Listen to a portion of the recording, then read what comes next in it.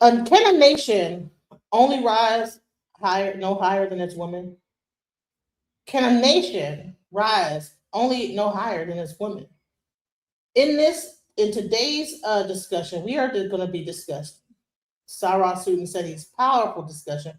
Now, this was done like in 2017, but I think that we need to bring this back up again because right now there's so much red pill and this, that, the other rhetoric going on. And I want to also cover Yada Awakening. You know, he's been discussing, about male and female relationships and catering to your woman. And I want to like have a conversation about like, should men be catering more kinder to their women? Without further ado, let's go. DJ Genesis Detroit. Truth in the algorithm. Welcome to the live stream. Yeah, live stream junkie with the mic turned on, breaking down the matrix while the lights stay on. Politics, religion, yeah, we question every claim, while the media playing narratives and shifting every frame. Ancestors speaking through the wisdom of Ifa, cosmic knowledge shining like a distant star. From Detroit to the world on a digital stage, dropping truth bombs every time I hit the page. Welcome to the channel where the truth get deployed. DJ Genesis live from Detroit, breaking down the system, every lie gets destroyed. Tap in, subscribe, you rocking with the voice. Welcome to the channel, where the truth get deployed. DJ Genesis live from Detroit, breaking down the system, every lie gets destroyed. Tap in, subscribe, you rocking with the voice.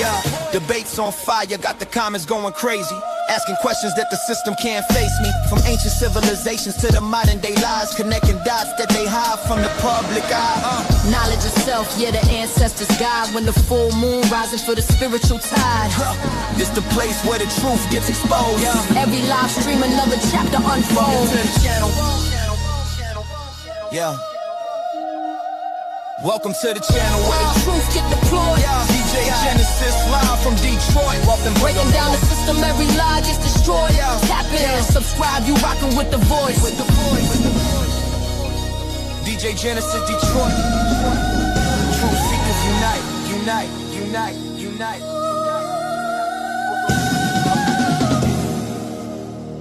Stay away, stay away, stay away. Stay questioning. All right, so I want to welcome my special guest here, Zion Warren. And I really wanted to bring him on because he's going to be talking about things from a Rastafarian Christian standpoint, also as a man, because I didn't want to be only up here talking about how a woman should be, treated without having a male perspective. So without further ado, welcome to the channel, Zion. Shalom, sis. Hold on a second. I'm just trying to get everything together. I'm sharing on my page. I'm right here. Okay. Bless up everybody, all the people in the viewers, and bless up. Without further ado, I'm gonna just go ahead and play the video. And this is Yada Awakening. And he's actually discussing, he caters to his woman. And he gets a lot of flack for his videos he does about how he treats his woman. Like a lot of men are like, you're a simp, you're a this, you're a that, blah, blah, blah, blah, blah. Especially nowadays, we have the Red Pill movement. It's always about the women are bad, this, that, the other. So let's get into what he has to say. We're global. Our products are going global. We have our ministry, Crowned in Covenant, where we elevate in the minds and bodies and hearts of the women and elevate men as well. Because a lot of people think men just don't rock with me, but there's a lot of brothers that do agree with me. So I'm extremely happy to be back here in Texas. That's dope. You said you deliver your own babies. Yeah, Tell me, what is the process of that? How did you get into that? I'm just curious. Truth be told, all I have to do is catch. the woman does all the work. Nah, for real. You know what I'm saying? Yeah. My wife is strong. She's the heart of our family, and she's absolutely amazing. So, she says, baby, I'm going natural. We're going natural, no medications. And all I have to do is support her while she's pushing, catch the baby. And then after the baby comes out, make sure she's taken care of, make sure she has the proper nutrition, the proper love, the proper environment. So, man, we thriving, brother. Yo, that's a blessing. What is it about a natural birth versus a birth in the hospital that makes it different? I'm just curious. Again, this is a learning experience. I love when y'all get on this couch. Y'all provide so much great feedback and knowledge and wisdom that we get from this. Can you please explain to the people that don't understand what the difference is? The trauma. A lot of people don't understand the trauma that a child goes through while being delivered or born inside of a hospital. So let's think about this, right? First of all, they go against the laws of nature. They tell a woman to lay on her back and push. This goes against the law of gravity. So it's better for a woman to squat, to push, because now she's in a squattal position and gravity is helping her, or her to be on her knees and bending forward. My wife, we do water births and lotus births. So that means with the lotus birth, we leave a placenta attached. In hospitals, as soon as the baby comes out of the womb, they grab the baby and collect the placenta, not allowing the baby to get enough of the stem cells from the placenta. What do you think about that? Do you think it's better for a woman to, give birth in that way? And I know you're a Rastafarian, so I know they not giving birth in no hospital. I mean, I don't know. Maybe they are. No, excuse me. In some instances, you might need a hospital, but however, no, that is the natural way that the body, biologically women are, with physicality. It's the way they're designed to actually get childbirth. So yes, I absolutely agree. Even when, excuse me, when my daughter was being born, I had to deliver my daughter. Right? We didn't make it to the hospital. However, we had discussions about finding a midwife that did it, the natural childbirth way with the pool and the whole nine. We had actually discussed that for a long time, but at the moment we didn't, we couldn't find that kind of opportunity. That was in 1996. My son and my child's mother, my son's mother, right? That was a little different. She also wanted to do that way, but the hospitals and everything, when she went into labor, she went into labor early, and so my son was premature for like a year to the day that he was supposed to be born. So that wasn't a conducive option. They always want to try to C-section everything now.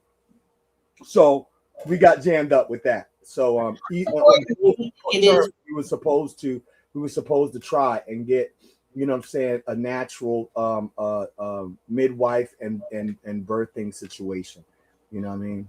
How important do you think it is for the man to be there, at the hospital? Well, absolutely, that's absolutely important. Not just for mom and her strength, but also for the child and the bonding situation. When my daughter and my son was born, I held my children.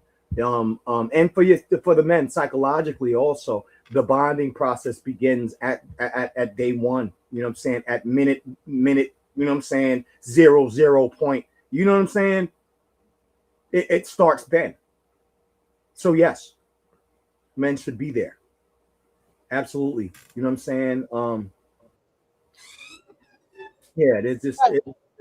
a spiritual bond, and there's a biological and neurochemical bond that begins right on day one. And especially if you end up having to go get a C-section, that could be devastating. Oh, absolutely, y'all. Can't bond with that child. She was open, and she couldn't, she couldn't even hold the baby immediately because they had to sew her back up, my son's mom. So I held the baby, and I was the business that happens as they're getting sewn up, and you went to go hold the baby, and the mama's up there going through hell on wheels. Right. And you need to be there. You need to give her support. She needs that strength. With all of the mortality rates and stuff like that, just a little strength and a little support goes a long way.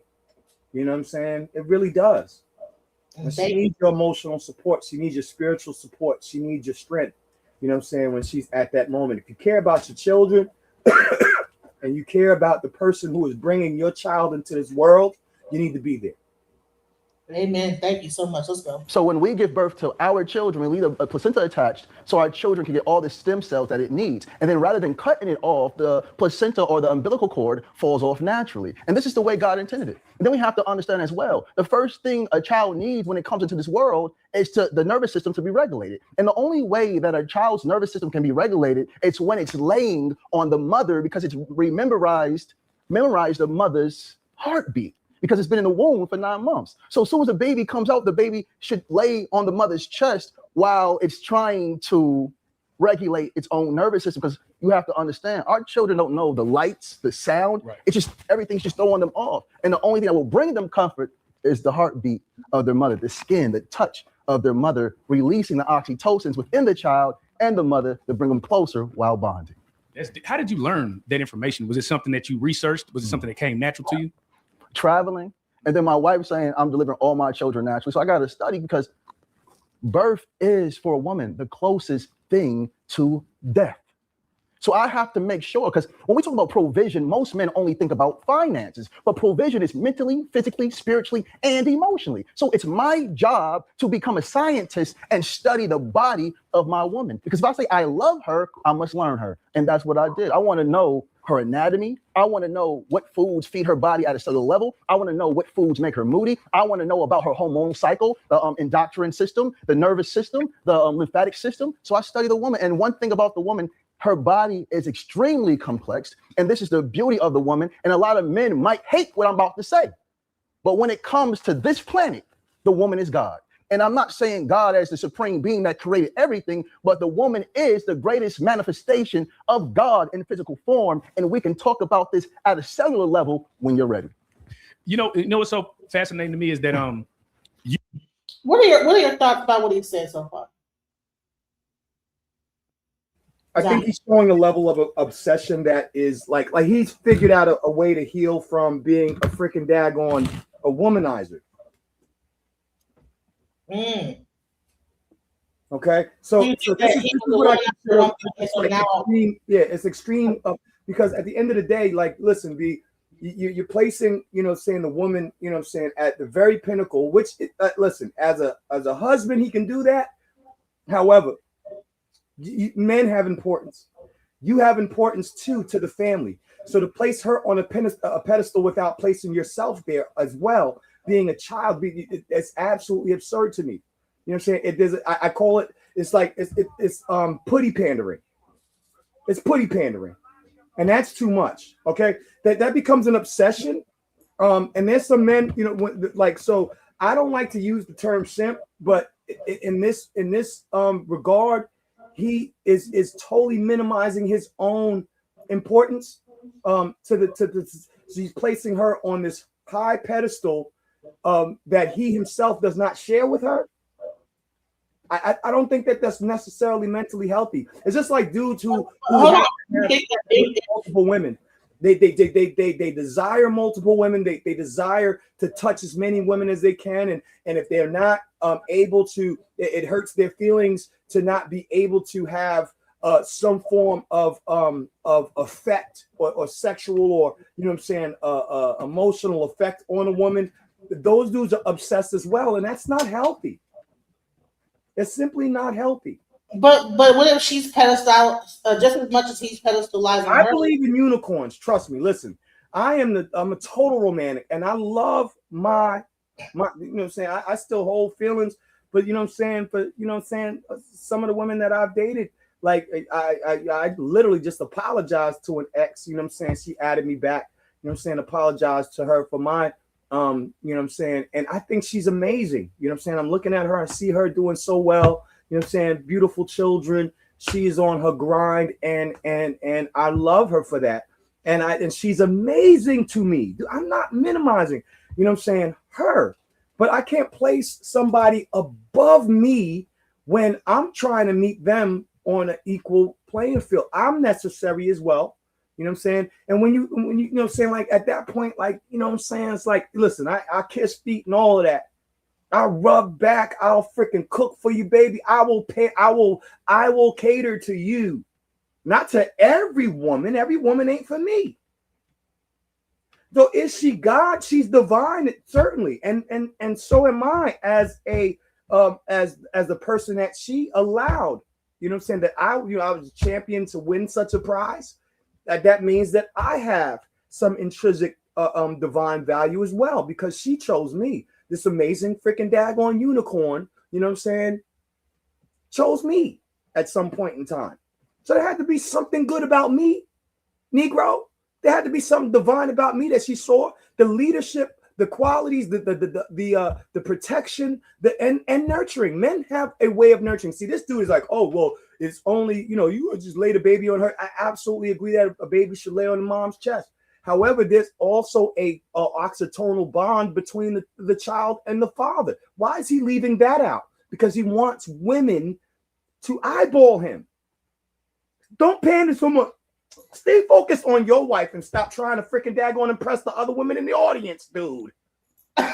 Okay, let's go. You preach family, right? Yes. You preach being a man. Mm-hmm.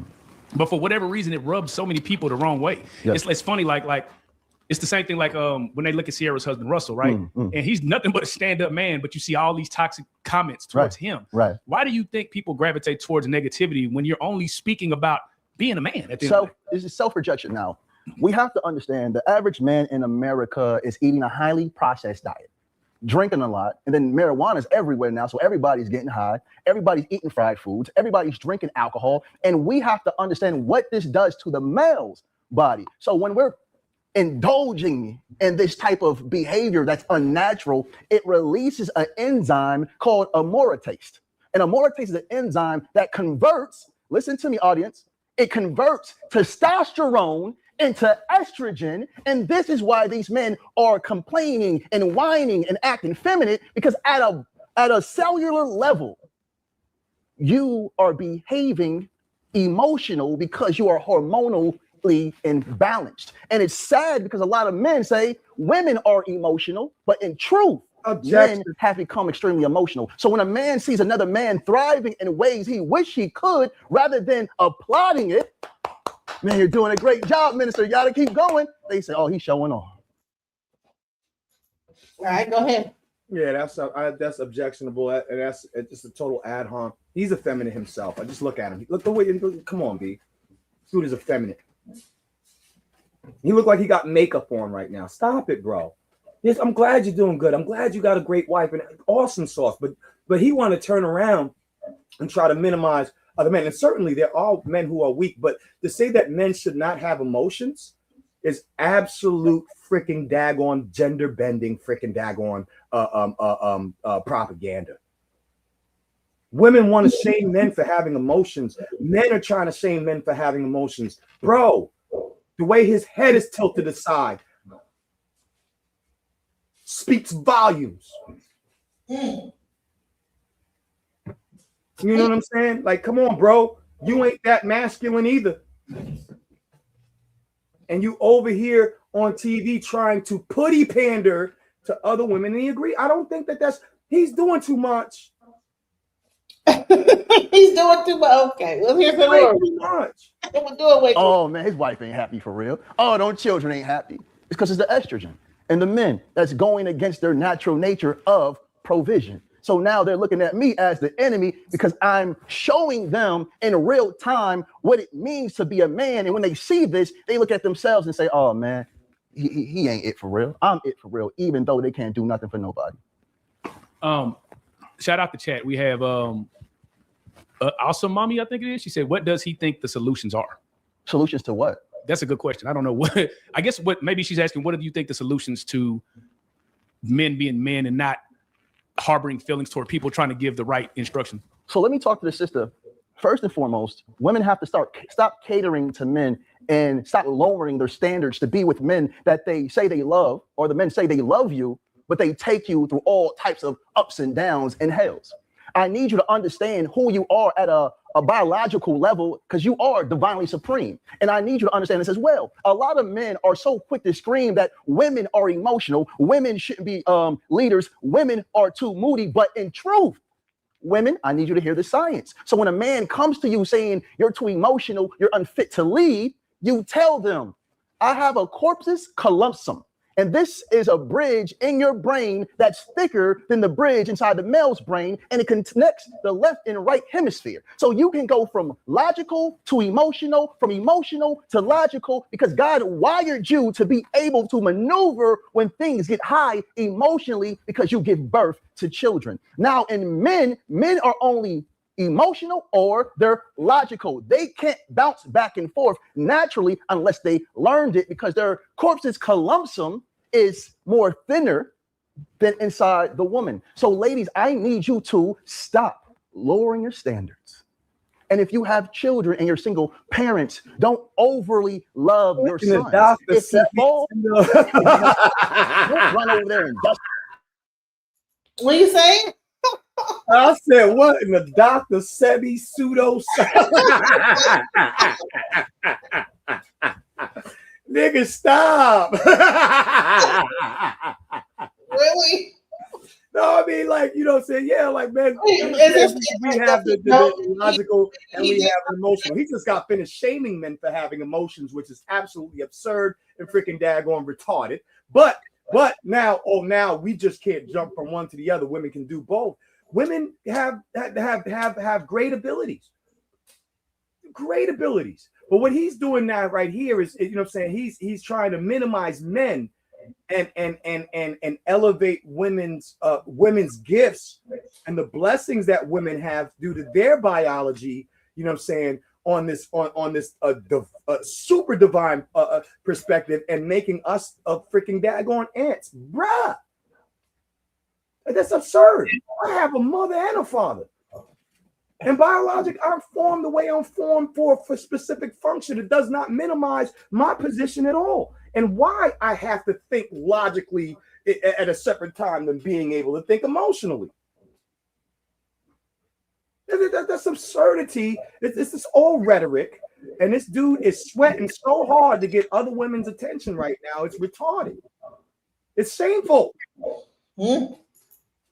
Let's go. Him off every time he falls, because he will grow up believing a woman is supposed to come to his aid every time he fails. So you want to know what the real solution to the problem is? Wait, hold on. The rules of nature. What do you say? We can bring that right back. Oh, I forgot to say this one thing. So he minimized men to solely provision. So I'm just a freaking daggone. I'm a drone ant. No, I'm a mammal. I'm not a freaking daggone hornet, bro. Provision is not making you into a drone. That means that you are No, but that's not the only thing I'm good for. Feeding you and rubbing your feet is not the only thing I'm good for. Men can be very nurturing. Yeah, it can be extremely. And there's more than that too. There's planning and establishing certain things. Warfare, building things. You know what I'm saying? My Uncle David can daggone take apart a freaking daggone whole engine and put it back together in less than 24. He would take your whole car till your car is just a hull and everything is outside of it. Put that mother effer back together, and by 1 a.m. you'll be driving it and it'll be moving better than it ever moved when you bought it first from the car lot. Well, isn't that provision though? Isn't that provision? But that's not provision. That's not. It's more than just provision, because I'm not just doing that for you know what I'm saying, to provide. I'm doing that for practical reasons. But it's not just to provide for my wife. It's not an offering like I'm some kind of, I have to, you know what I'm saying, build this so that for women solely. This is for humanity in itself, and that's divine. Right. It's for your children too. It is a provision, but at the same time, it's freaking daggone engineering genius. Not just provide. I could go out there and freaking daggone kill some squirrels and cook you a pot of stew. You wouldn't even know. Please don't cook me no damn stew. My down south ladies are over there like, okay. I just saw a damn vulture. You got coon too. So you know what I'm saying? Like, providing is just simply feeding and providing what, you know what I'm saying, a household and all those things. But you're making it seem like a man doesn't have freaking daggone value. Who wants to be that? You know what I'm saying? Except for somebody who only wants to be shine and be and get the attention of women. Who, you know what I'm saying? And it's so superficial. So now, come on, bro.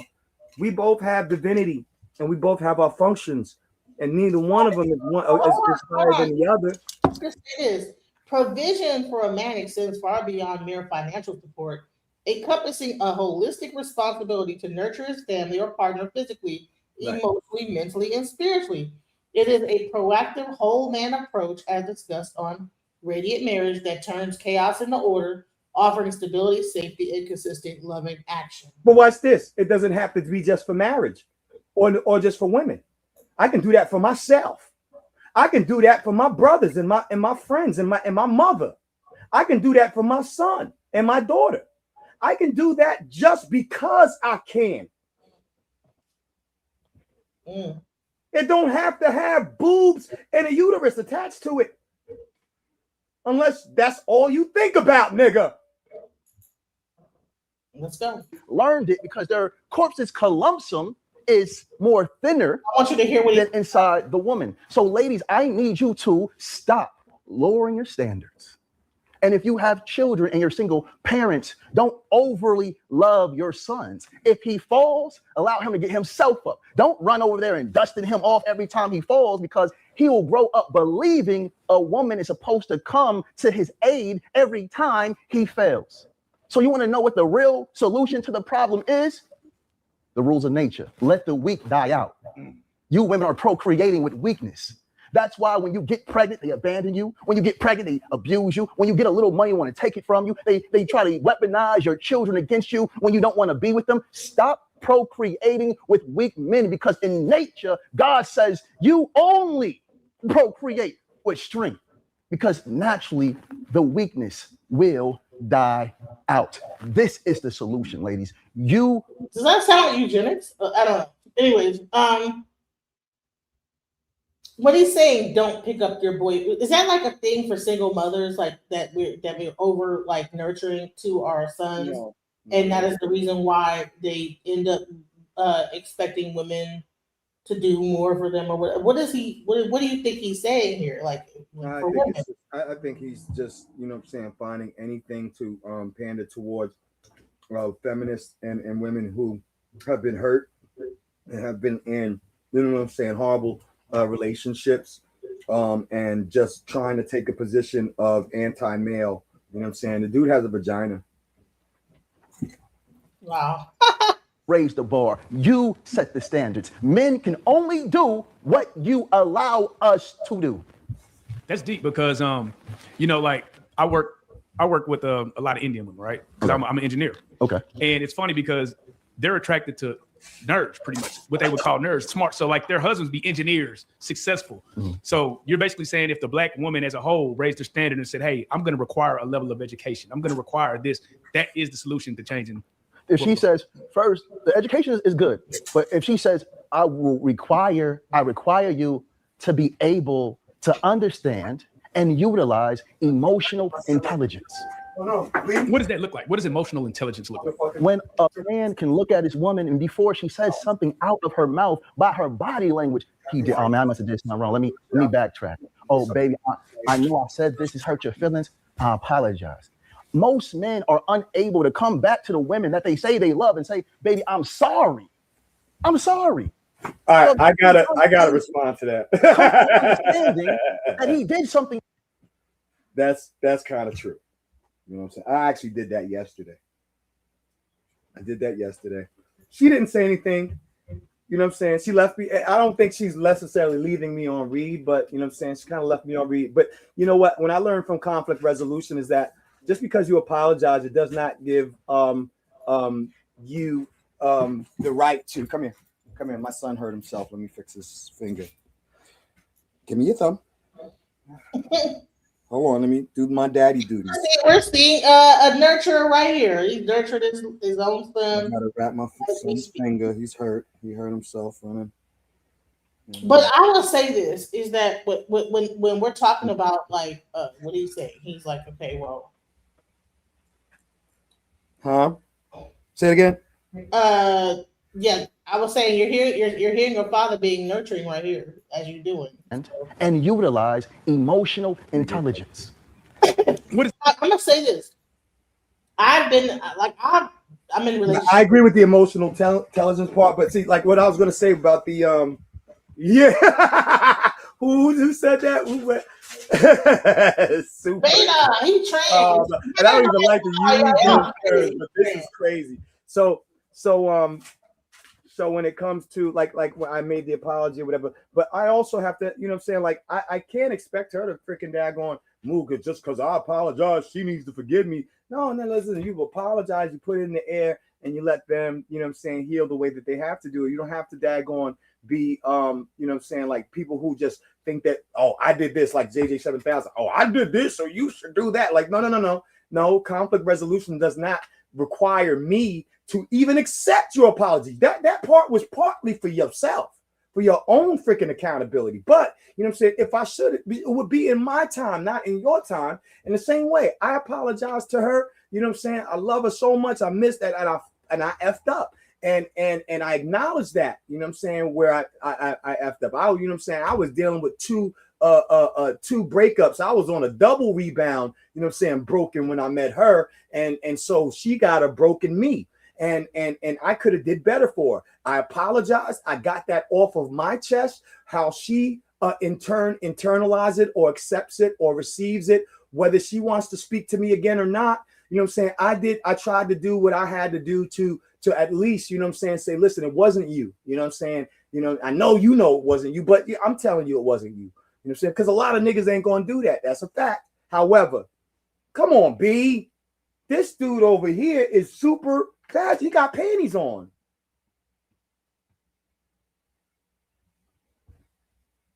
Okay. Yeah, he keeps sweating it right now, bro.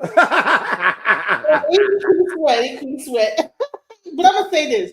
Now, I've been dealing, you know, my situation is that I deal with, you know, in my relationship is I tend to be overly giving, and I tend to attract like avoided men, like guys that like, it's almost like I said, I have a other video I did almost like the like not Pepe Le Pew type of thing where you're kind of like that, like Pepe, you're being overly thing for the guy, and the guy is like, you know what, they don't, you know what I'm saying, but they want to come, they don't never like leave you though.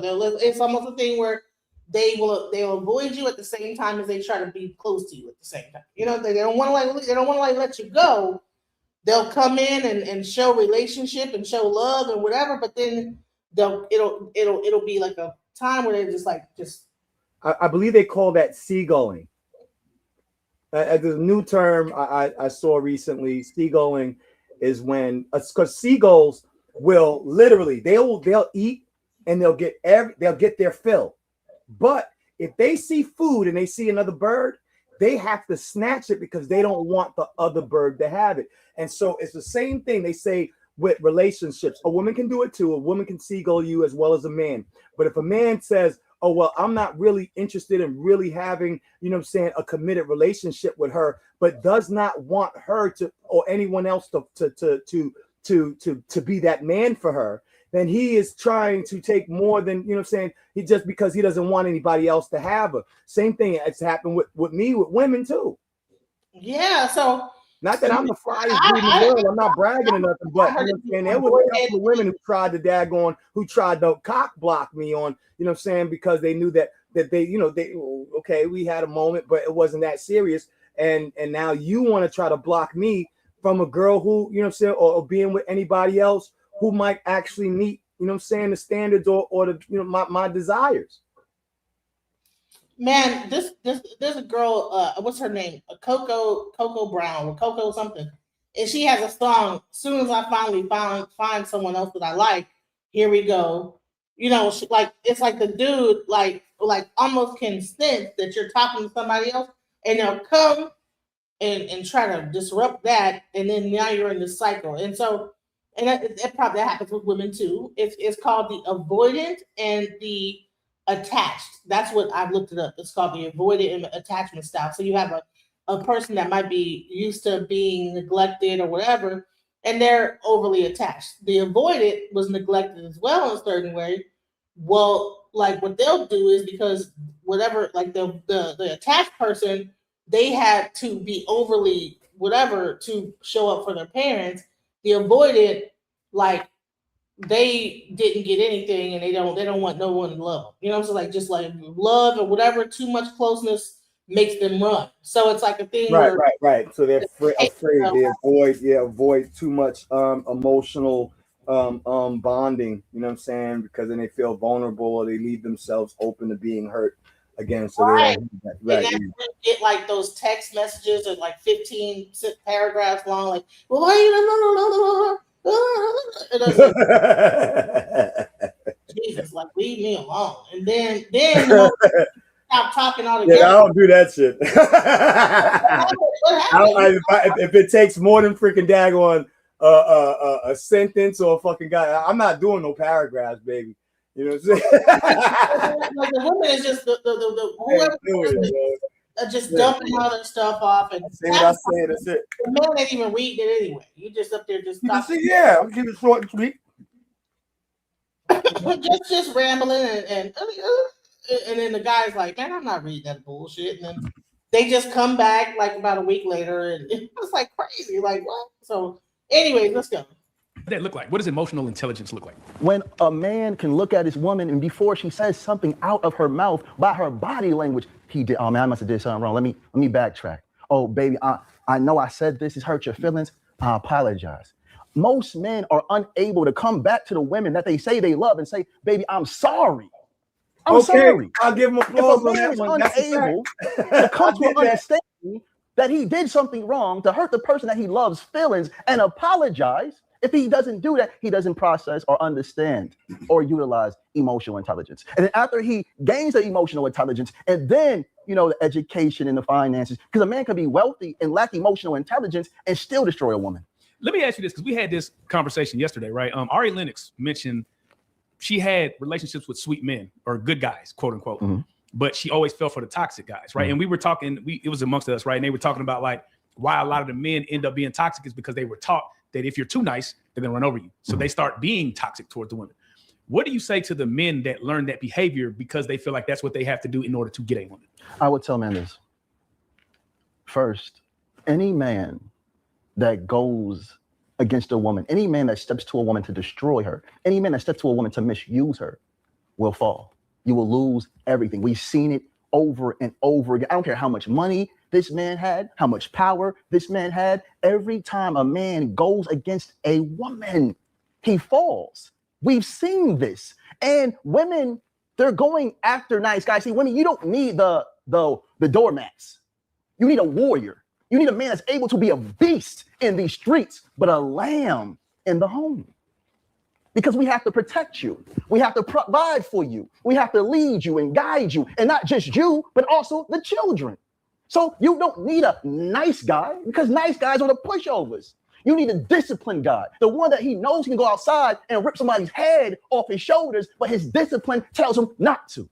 So ladies, find you a man that understands masculinity, because true masculinity is gentle, it's calm, it's patient, it's understanding. Because the toxic masculinity is the one that will run through you, leave you with a child, abuse you, and then leave you. Thoughts on that? You there, Zion? No objections. All right. Yeah.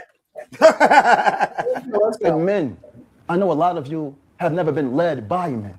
So you don't know how a man is supposed to move in the family structure. But let me tell you something, man. Fall in love with yourself. So when you do get a woman and she does come into your life, you're not destroying her. Because when you destroy someone that truly loves you, God's going to handle you. And when God handles you, you're going to lose everything, maybe even your life. Man, it's they man say. You said something there. What I want to know from you, right? As somebody who found his helpmate, his woman, his queen, how do you identify?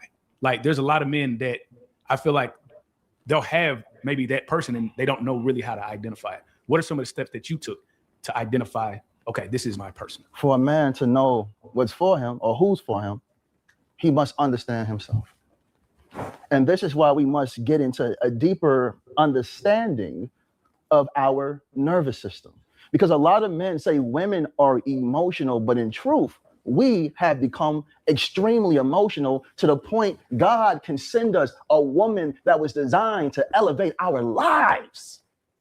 And we'll break them because we don't understand who we are. So before a man goes out and gets a woman, he must first get closer to himself, loving himself, providing for himself, understanding himself. Because if you don't know yourself, how can you know when a woman is good for you or bad for you? That's real. So let me ask you this. I feel like with this day and age, right?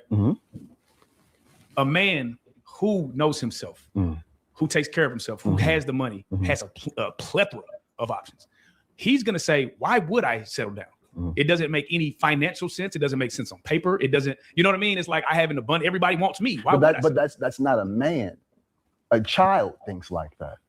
I have the options to buy a bunch of cars, but I'm not going to go out there and buy a bunch of cars. For what? We have to be real. A lot of you men are whores. A lot of you men are whores.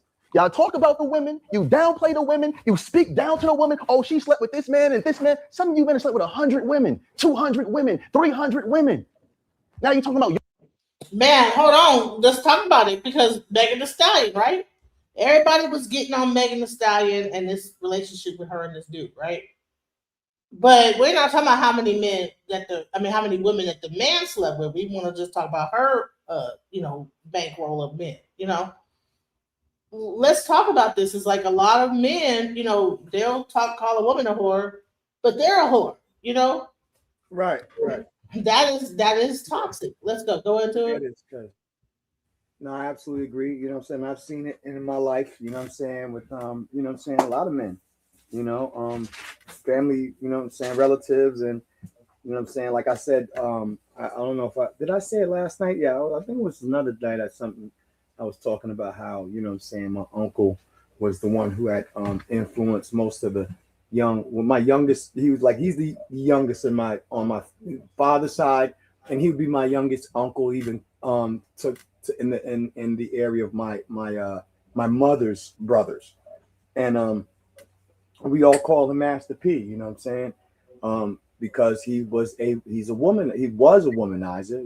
For most of his life, and the way that he viewed women and the way he treated women, he thought that was the way, and that was how you did things, and that was his influence on his nephews. I myself, I was just super romantic anyway. So even though I, like some of the things that he told me about, like, approaching women and, and hollering at, I was always kind of a shy dude anyway. Like, not on a, like I could talk to a woman once I felt like, it's like we had an open connection, but I'm not the type like my Uncle Paul. He'll approach any woman. You know what I'm saying? Out of the blue, it doesn't even matter. You know what I'm saying? She could be green. She could be freaking daggone an alien from Sirius Beach. It doesn't matter. He's going to holler. And you know what I'm saying? He's just going to approach off jump, and he just does not have any filter when it comes to that. Now, funny thing is, guys like that are the ones who end up freaking daggone getting all of the pussy. Excuse my language. All of that, yeah, exactly. Right, they get all of that because they exert that kind of confidence and this, that, and the other. But you know what I'm saying, in the same interim, you know what I'm saying, the woman is not paying attention to all of the freaking daggone red flags on the field, that this dude is going to be freaking daggone a womanizer, and on top of that, he might go upside your head. And you know what? It's a thing about the way that men do that are practiced like this, have a certain level of charisma and ability to trick women. Right. Oh, he's smooth. You know what I'm saying? He's smooth as hell. We call him Master P. Listen, he talked us into clubs with freaking daggone 7-8 foot Negroes standing at the door. That's how powerful he. You know what I'm saying? It wasn't just women he had freaking daggone the ability to freaking daggone, you know what I'm saying, manipulate. He can manipulate dudes too, not on a sexual level, but just because, you know what I'm saying, like people just gravitated around his energy, and you know what I'm saying, he had that kind of savoir-faire that, you know what I'm saying, yo, what's good, baby? You know what I'm saying? And then, and everybody freaking loves him. Yep. So it's not even a matter of like if he got anything, because he could probably like just be able to his mouth. He could talk the draws off of none. And a lot, you know what? I believe a lot of broke men have that same thing because they've probably been struggling, whatever. They learn how to like do that. Yeah, where'd mine go? I'm broke.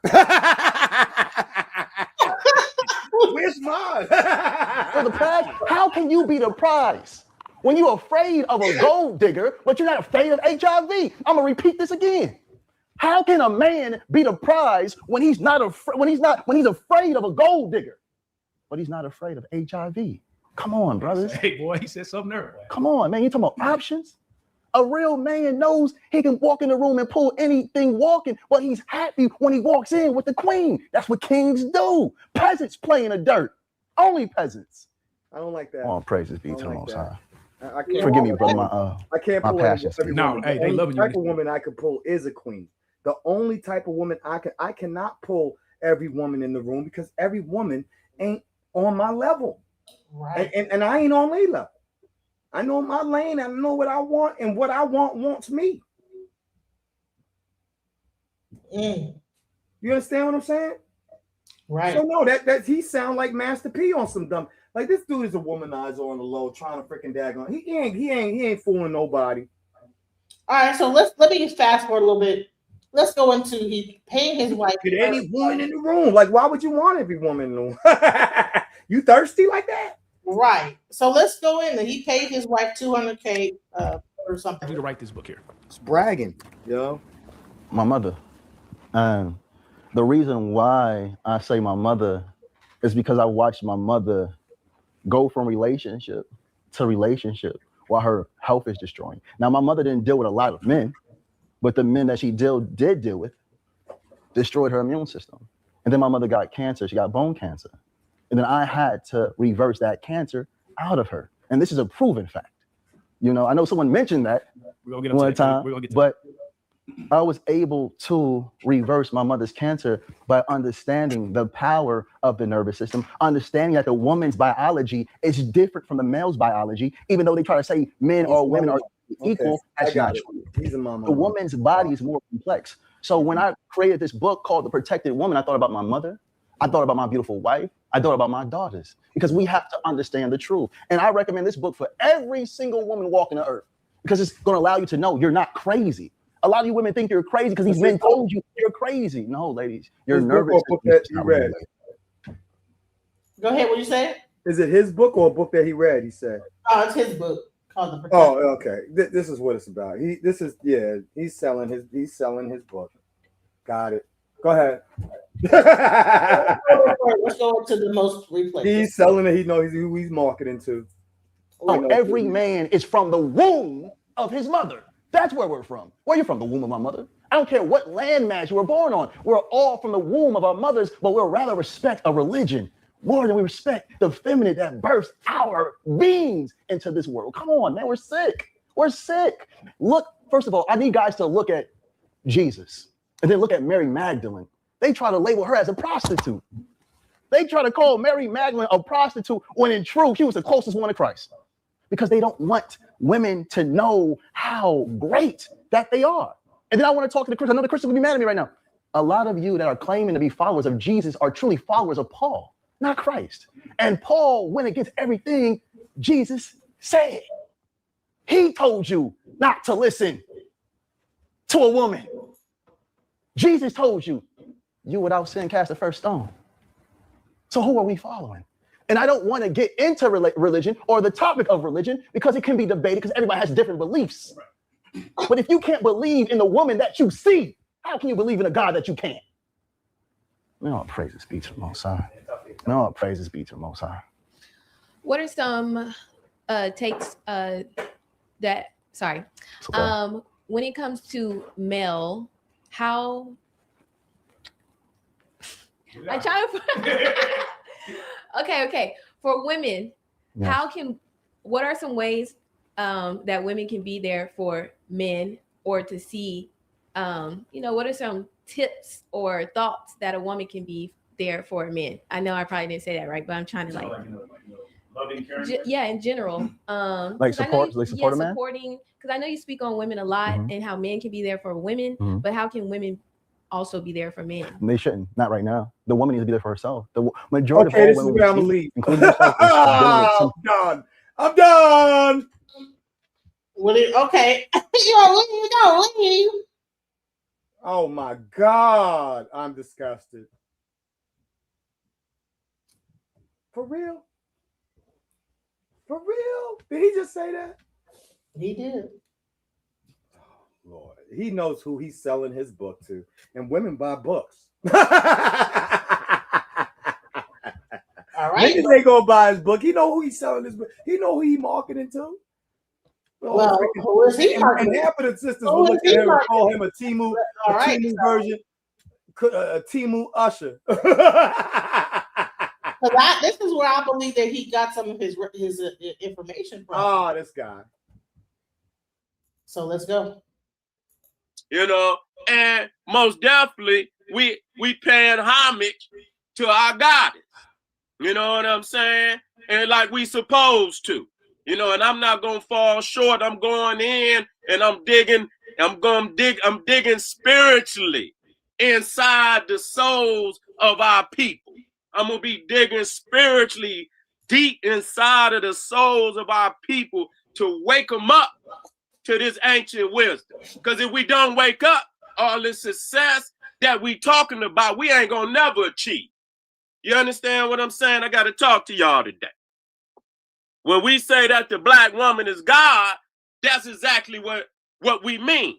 You understand what I'm saying? I first, came in consciousness of this powerful concept from Dr. Yosef Ben Yakana. I used to always hear Dr. Ben say that heaven was between a black woman's legs. And a lot of people fall out laughing because, niggas is programmed to be old pornographic ass, Eurocentric ass Negro. And so anytime they hear heaven between, your mind go to the internet. Your mind go to these old sick magazines and shit. You can't think spiritually. And so then when he took me back and showed me Newt, he showed me Newt in the ceilings of the temples in ancient Egypt. And I seen the sun coming through the womb of the goddess Newt. Then I understood spiritually what this grandmaster teacher was trying to say. All right, go ahead. Yeah, so the moment that you say that heaven is between a woman's legs, it does make it sexual. Why can't the heaven be in her heart, in her mind towards you, her desire to love you, her choice to love you, not necessarily, it has to be her crotch. These are crotch monsters talking here and then trying to minimize and trying to separate what they said. Why do you have to have a Eurocentric mind? And bro, I can barely ever listen to Sara Suten Seti. He sound like he didn't even get his GED. He actually has a college degree and he was a teacher. What? Yeah, where? He actually worked at elementary school. Listen, all of this is rhetoric. It's rhetoric. It's rhetorical. The black woman is God. He used goddess in the beginning. Like, can women have their own term? Why does it have to be a male? The God being a masculine, then goddess. If you're saying that women are higher or more power, then a goddess should be higher than a god. But you want to make her a dude. You want to give her masculine identity, and that to me in itself, it shows that that they don't have what they claiming is between their legs.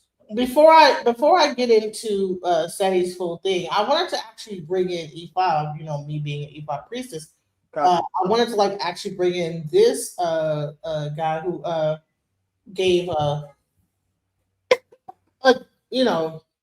he said it was E5 that said it, but it really was an African proverb. Let's get into what he said, and then we'll get into Seti. That Orunmila wants to see a man earn a woman's love and trust, and that the woman should even play hard to get, and the man should persist until he's won her over. And once that man has won that woman's love and trust, that she is to give herself to that man. Ifa also says that when a woman is in love, there is nothing that she can't accomplish. She is endowed with ashe that makes magic happen. And when a man is upstanding and loves his wife, takes care of his wife, and serves and fulfills the duties that a husband should, then he's empowered and emboldened by the ashe that she brings to his life. Absolutely. There's a reciprocity, a respect for the roles that Ifa says that should be in place. Ifa also goes on. That's what I'm talking about. Wants to balance. He's talking a balance, right? And he's not making it about heaven being between her crotch monster. You know what I'm saying? Like this, I like the way he's talking. This is, you know what I'm saying? what the other brother and what freaking Sara Suten Seti, it's a Freudian slip. It's a Freudian slip. Just no, like he was actually saying what Dr. Ben said. So, okay, so still a Freudian slip. The Dr. Ben could have freaking daggone, you know what I'm saying, had you know, some sexual desires and stuff like that. He need to work out. He's a dude, you know what I'm saying? So at the end of the day, I still don't respect that term. You know what I'm saying? It is in her heart, right? Because a woman can just give, you know what I'm saying, like just to scratch an itch. She can get, doesn't mean that she loves you. Right? Doesn't mean that she loves you. You know what I'm saying? let's hear and she, you know what I'm saying, she's feeling some kind of way, and she, you know what I'm saying, and you're there, and you're just cute enough to daggone to do something with, and then after that, she don't want nothing to do with you. It's not about the crotch, it's about the heart, the mind, and that's what the brother just brought forth. You know what I'm saying? When she decides to love you, there's nothing that she can, and it empowers. Yes, I'm empowered just for the sake of like recently, you know what I'm saying, adding my ex back, who I, you know what I'm saying, I effed up with, just the fact that she, you know what I'm saying, allowed me back into her space with her. You know what I'm saying? I've been singing my ass off lately, and I'm taking that, just the fact that she's there as an energy without trying to suck anything from her, without begging her for nothing, without, you know what I'm saying, trying to reopen the door or have that, but that just the fact is that little bit of okay, you know what I'm saying, I'm not threatened by you, and you know what I'm saying, and I can add you back into my space. Oh yeah, I'm empowered. And it's very powerful.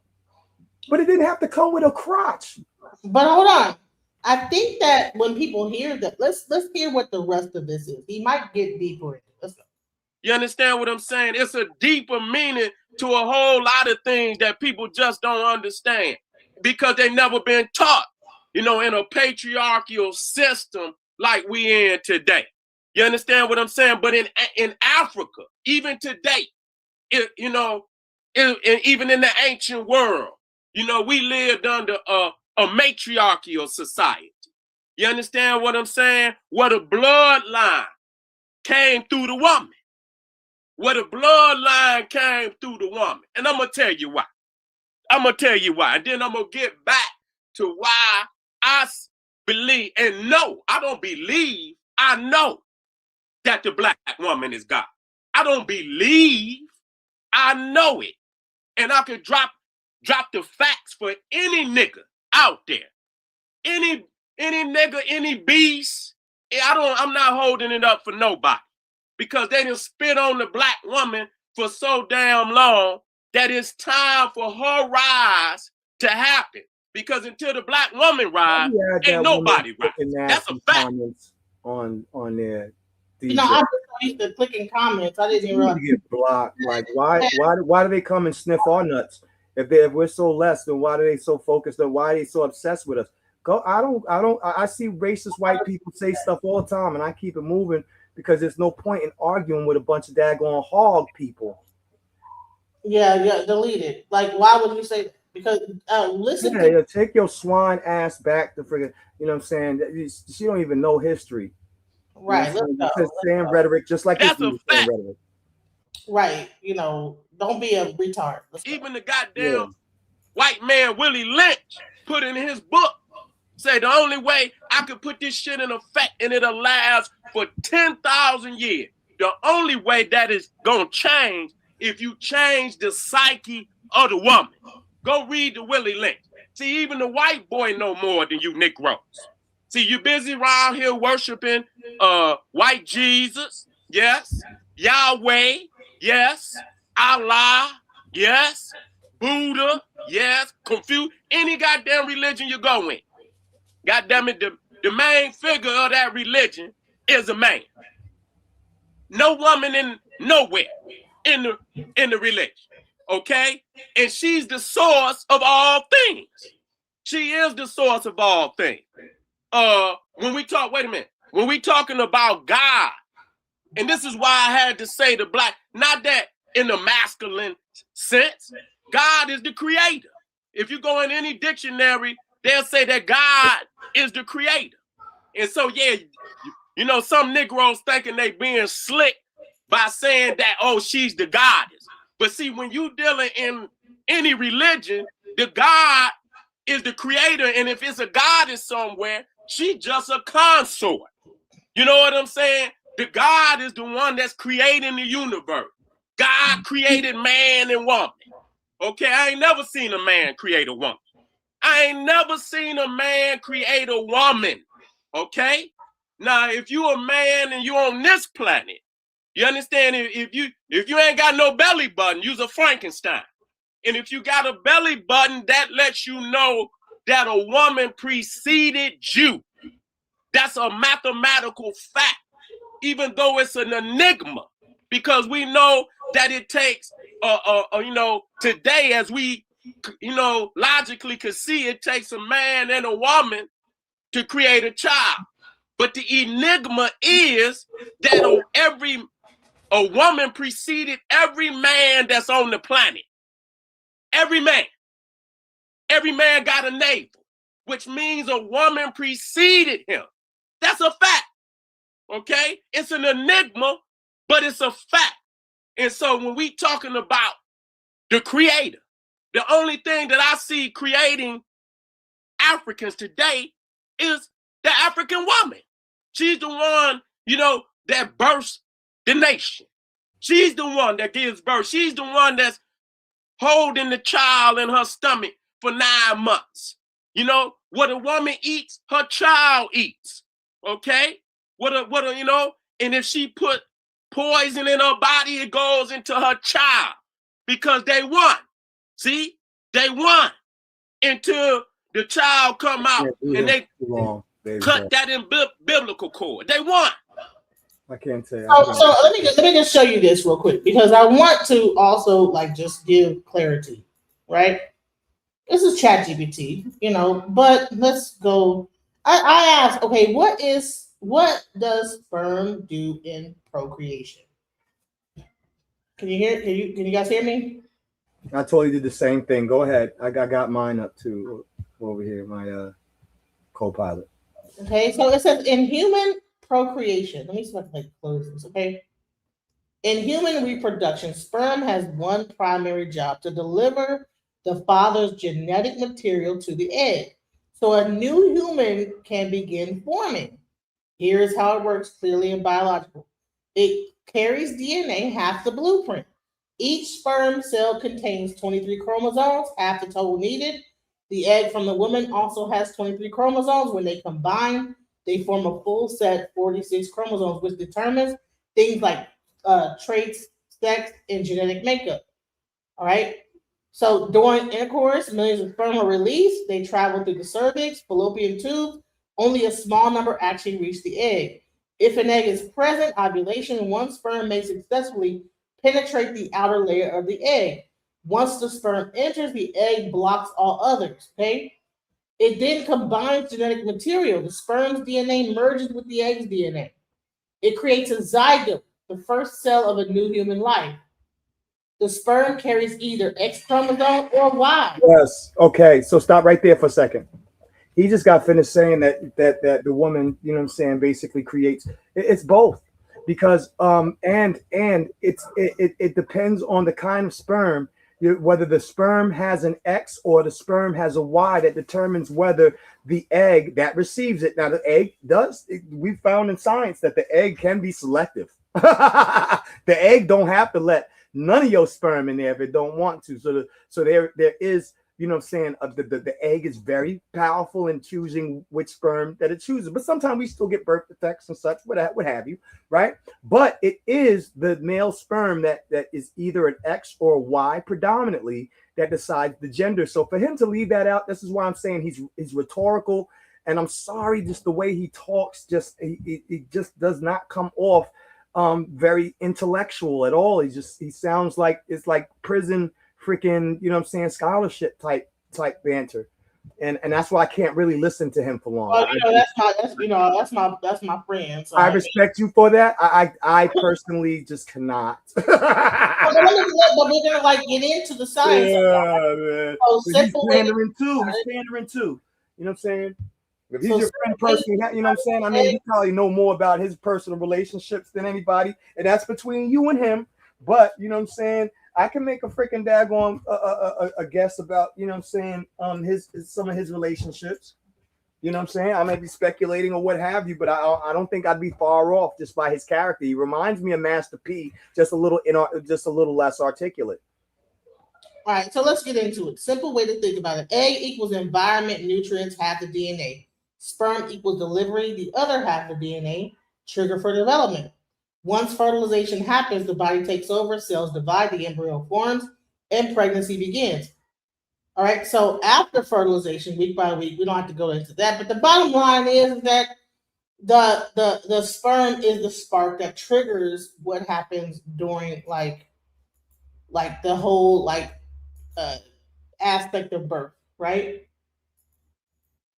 So, but the thing is that when he's saying that no one is born without an umbilical cord, so what? So, at one point, was it that we were because it seemed like when the male comes into play, then there's like an X or Y. But was there a time when there were only Y? I mean X, and there's like that whole what's it called? What's this shit called when you parthenogenesis? That at one point it was something different. I don't know, but we will. But I will say that uh, let's hear what else he has to say, because I think that. And shouts out to Seti. Thank you for this information. Wait. You said parthenogenesis. Can you explain before you go forward? Genesis is like where people are saying that women at one point were able to procreate, because that was never with mammals. That's never happened with mammals. Ever. It's never happened with mammals. No, you go to amphibians and certain other worms and other, you know what I'm saying, forms of life. Yes, they've had that capacity. And do we have or share some form of, you know what I'm saying, genetic root with all things on this planet? Certainly, but never, ever with mammals. Mammalian means that she has boobs and requires a male's DNA in order to produce. Mammals, and we're mammals, so no physical mammal female has ever produced a child, unless you believe in the freaking daggone immaculate conception, which I, as a Rastafari Israelite, do not. I believe that Joseph was the father. Now I'm going to show you something that's going to blow your mind. You ready? Go ahead.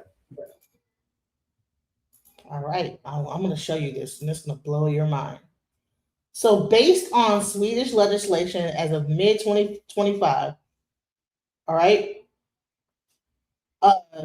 Sweden has updated laws regarding gender recognition and assisted reproduction, allows how transgender individuals can become parents. New Legal Gender Recognition Act of 2025, Swedish Parliament approved the law taking effect in July 2025 that makes it easier for people to change their legal gender. Now, here's the thing: they're blocking this.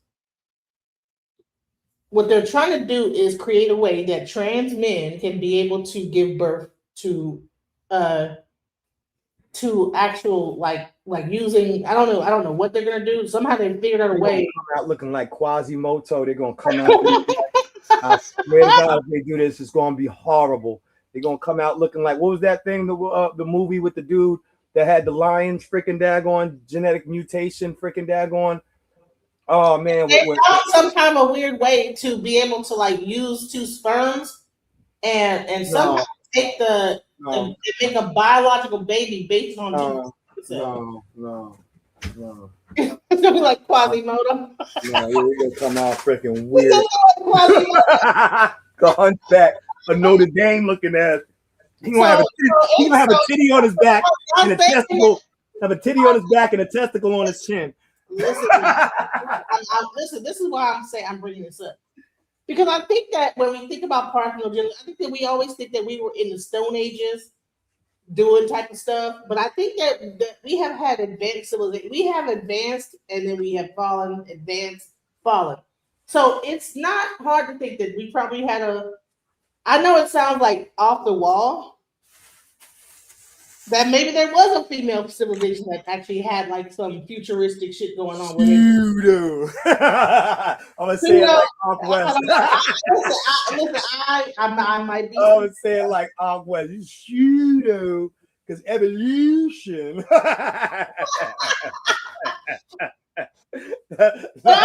No, you gotta prove that to me. I'm sorry. It's just, you know why? Because I did the research when it comes to mammals, and I'm sorry. You know what I'm saying? Not even daggone mammals who have evolved to live in aquatic. They still record sperm whales, freaking daggone whales in general, right? They evolved in some of the and no, they're not producing their own babies. They're not fish. They're not fish. They're just not. Now, men can try to manipulate science, nature all at once. But when you start doing that, to me, that's when you're corrupting it. You're corrupting the temple again.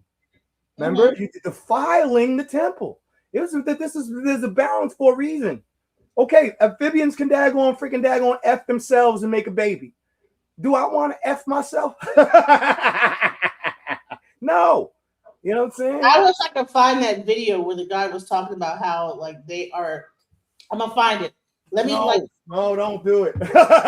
We'll be here all night. Literally have a way. My son is trying to get back on the computer too. So you got only a couple of minutes. Take a baby out of it, and that baby will have the DNA of the father and the DNA of another father. And so, if parthenogenesis never exist, how in the hell are they able to do this? Well, it's mutating. Look, they're able to produce seedless grapes, but it still loses freaking some of the nutritional value. Just because you can do it doesn't mean that it's good. Yeah, but that it was supposed to be done that way. You understand what I'm saying? So the reason why you could do that is you're using RNA and like I just said, human beings do share some common base RNAs and genetic relationships to other animals, not just, primates and mammals in general, but we do have, that's why we see inside, there was an old saying called, ontology recapitulates phylogeny, even though they pretty much kind of like. Hold on. My daughter. Okay, so it recapitulates phylogeny. Ontogeny recapitulates phylogeny. They cast that out as pseudoscience. You know what I'm saying? Later on, however, certain parts of what he was saying was true, and so therefore, when you see a single cell egg, you know what I'm saying, split into two and into four, and then form into a zygote, and then form into, you know what I'm saying, all of the various, you see it looks like a tadpole, and we see these things happening in other animals as well. You know what I'm saying? That shows that we had some ontological root in all of these animals' development as human beings developed on Earth or evolved on Earth. So you could manipulate, because those things do exist inside of us, no less, you know what I'm saying? But we are mammals, and you're gonna freaking play around, and you're gonna get a nigga with freaking gills and a vagina on his forehead. All right, let's go. 2 men could now make a baby without a woman's DNA. American scientists have created working human embryos by putting DNA from skin into a donor egg. This new egg has just 23 chromosomes from the skin cell, and that can be fertilized via IVF with the 23 chromosomes from a sperm, making a full set. The implications for the study are vast. It opens the door for anyone to have children, irrespective of the need to have your own eggs. Therefore, this new scientific method could also provide an unlimited supply of eggs for women who struggle to conceive. Scientists have been able to change DNA in cells since the 1990s, but their methods did not work for reproductive cells. A study from Oregon University has now managed this for the first time by tricking a skin cell into behaving like an egg cell. The process was replicated to make 82 embryos, but only 9% developed to the stage needed for IVF implantation. None were implanted into a human and were all destroyed in line with ethical guidelines. Thoughts? Did you hear what it said? What do you think about that? I'm trying to find the daggone, where did I put it? Hold on. Where am I at? Where is it? the fuck just happened? Can you hear me? Yeah. Okay, I can't find. Oh, I can't find the daggone screen. Oh, here's my screen. My tab was going. I was like, "Am I on mute?" Anyway, no, just because you could do it, don't mean that you should. But they're going to having this conversation, but they're going to try to do a whole lot of shit. I don't care what white people do. White people are going to do all, and nothing has come good from anything that they, besides, I mean, almost everything has caused some form of destruction and some form of negative maladverse effect. I wouldn't dare. And I think that this is also a part of that abomination of desolations that I was talking about when they start freaking daggone warping gender and sexuality. It becomes sexual perversion, perverse, and that's all prophesied to me. I don't think that it's good at all. I just don't. I think that, natural processes would, if we were meant to, then we would evolve into such. We wouldn't have to daggone genetically try to manipulate something just because people freaking daggone like the brown and not the pink. I'm sorry, like, come on. And hold on, listen. And here's the thing. Okay, so, let me not get into pseudo about the females, Project of Genesis, but let me just say, doesn't it sound like this is the opposite of, they're trying to procreate something opposite of what was already?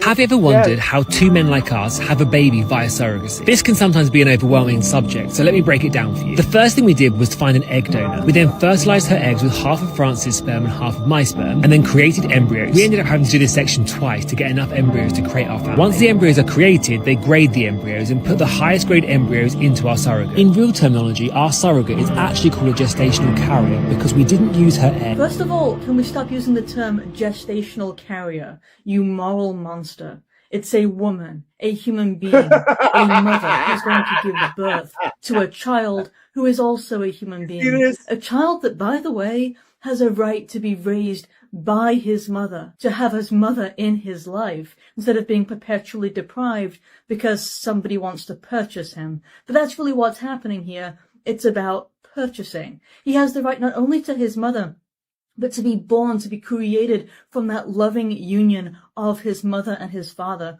And that's not what's happening. Instead, he's being perpetually and intentionally deprived and violated from the moment of his conception. That's what's happening. Nobody wants to say it, but that's the truth. And it's evil. It's absolutely evil what we're doing to these children. And surrogacy should be banned. What are your thoughts? I absolutely agree with that, lady. My son needs to get to the computer, so I'm gonna step out. But yeah, no, I think this is it's a corruption and I don't know what the term is for it. It's not good. It's not good, and it's not going to fare good either. You know what I'm saying? They find things later on, like 20, 30, 40, 50, 60 years later, it becomes a problem. Like, you know what I'm saying? Oh, they thought it was good to freaking use certain types of cans back in days to can food. You know what I'm saying? And people ate from those cans, and then all of a sudden, freaking 60, 70 years later, they found out it was causing Alzheimer's. Let's just not play with nature. Let's not do that. You know what I'm saying? And they minimize the woman to a freaking daggone carrier. Like, come on, bro. Like, you just you just turned her into cattle or something. Like, you know what I'm saying? Like, oh man, I think it's despicable. I think it's disgusting, and I think that it's perverse. You know what I'm saying? And it's the LGBTQ agenda, honestly. They're not considering, you know what I'm saying, the adverse side effects that could happen with the children and what could happen to them later. They could possibly have a greater propensity for cancer or other, you know what I'm saying, physical genetic defects and stuff. You just don't know, and you just don't want to do that and bring a child into the world, you know what I'm saying, without freaking daggone really considering how this could affect them later on. I think about, like, you know what I'm saying, like, even in this day time, like, you know what I'm saying, like, boom, I love my son, I love my daughter, but you know what I'm saying, you got to be conscientious about the world that you're bringing them into. Did I really want to bring my son into this world, you know what I'm saying, the way it is, as it is now? Like, am I being selfish for wanting to have another child in this kind of freaking environment, you have to think about shit like that. These motherfuckers don't care about nothing. Like, I want to stick my ding ding in the doo-doo and freaking daggone have a baby. No, man. Stop. Please. Right. So I when I hear this, I don't think that Sara Suten Seti is just is that bad. You know what I'm saying? No, I mean, no, I'll always take the fence for somebody who freaking daggone who elevates the black woman. All I'm saying is there is a level when it becomes pandering and it becomes and it shows a level of obsessive you know what I'm saying, like sexual, you know what I'm saying, like and so you have it's like a Freudian slip and just you know, like, let's not do that either. But I would take his side over this crap all day, every day. You know what I'm saying? If you want to make the black woman God to avoid from all of this stuff, you know what? More power to your brother. You know what I'm saying? The black woman is God. I'd rather have that than have what they're talking about right now. I would side with Seti over here before I side with that dumb crap. Word to me. Word to me. I want to show you the contrast. Fire, son. Look, he just drew me some fire. Woo, this is fire. Very dope. You got to put this in a folder, my dude. All your artworks, man. Like, you got to keep those. Got the other one over there. I got to find you a folder. All right, let me let him get the computer. I'm gonna step out. All right, sis. Thank you for coming, and we're gonna get back into this information set. Let's go. Okay, I'll be watching from my phone. All right. Okay. All right. See, that's why the bloodline goes through the woman, because it's the truth. You know, you can never be something different than your mama. That's it. Okay, you can never be nothing. You can never be something different than your mama, because you connected to your mama. Okay, by that umbilical cord, y'all one. The food is coming down into your sack through that umbilical cord. You understand? That's why it's so rich in nutrients, and that placenta is so rich with nutrients. You understand that? You know, even the stem cells that's in that placenta and in that umbilical cord, rich with stem cells. And we don't understand. That's why these wicked people are always pushing our women to, you know, have these abortions. You understand what I'm saying? Because they retrieving stem cells up out of these placentas and these umbilical cords because they know how powerful the woman is. That's where them stem cells come from. So that show you how powerful the woman is, because these stem cells can become any cell in the body. These stem cells can become any cells in the body. That's showing you how powerful she is. And like I said, a child, I tell you what, go on Marvin Povich, one of the most sick-ass shows where they always doing a DNA test. You understand what I'm saying? And then, you know, I seen one episode where, you know, they had 5, 6 niggas up there on the stage. And, you know, they did DNA tests on all of them. And then it came back that none of them was the father. See, none of them was the father. And so right there, that let you know mama's babies, papa's mate. You can't build no dynasty on no damn man, because you don't know for sure. You understand what I'm saying? But we know for sure that's mama's baby. That's mama's baby.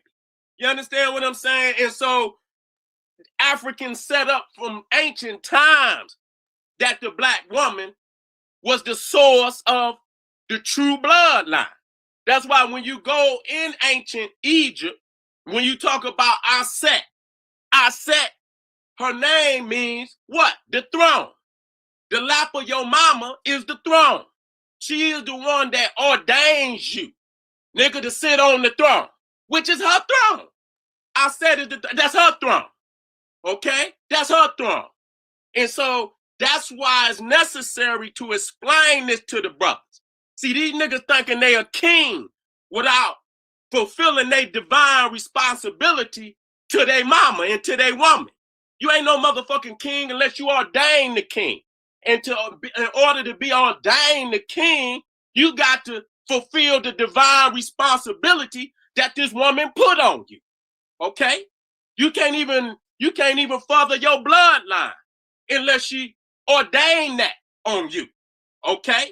So the man, that don't mean he's less of a man, but we putting this shit in perspective on how we get back to the top. You know, she wasn't never down in the man's masculinity, but this is what keep things in check. You see what I'm saying? This is what keep things in check. If you don't put that woman up on no pedestal, I swear to God, if these niggas don't stay off of my phone and let me be, you understand what I'm saying? I know they looking for me. That's what it is. Everybody looking for me. You understand what I'm saying? So these niggas is gods. These niggas is kings. But yet and still, they in default. They in default with fulfilling their divine responsibility to their woman. I look at all these religions. They fraudulent.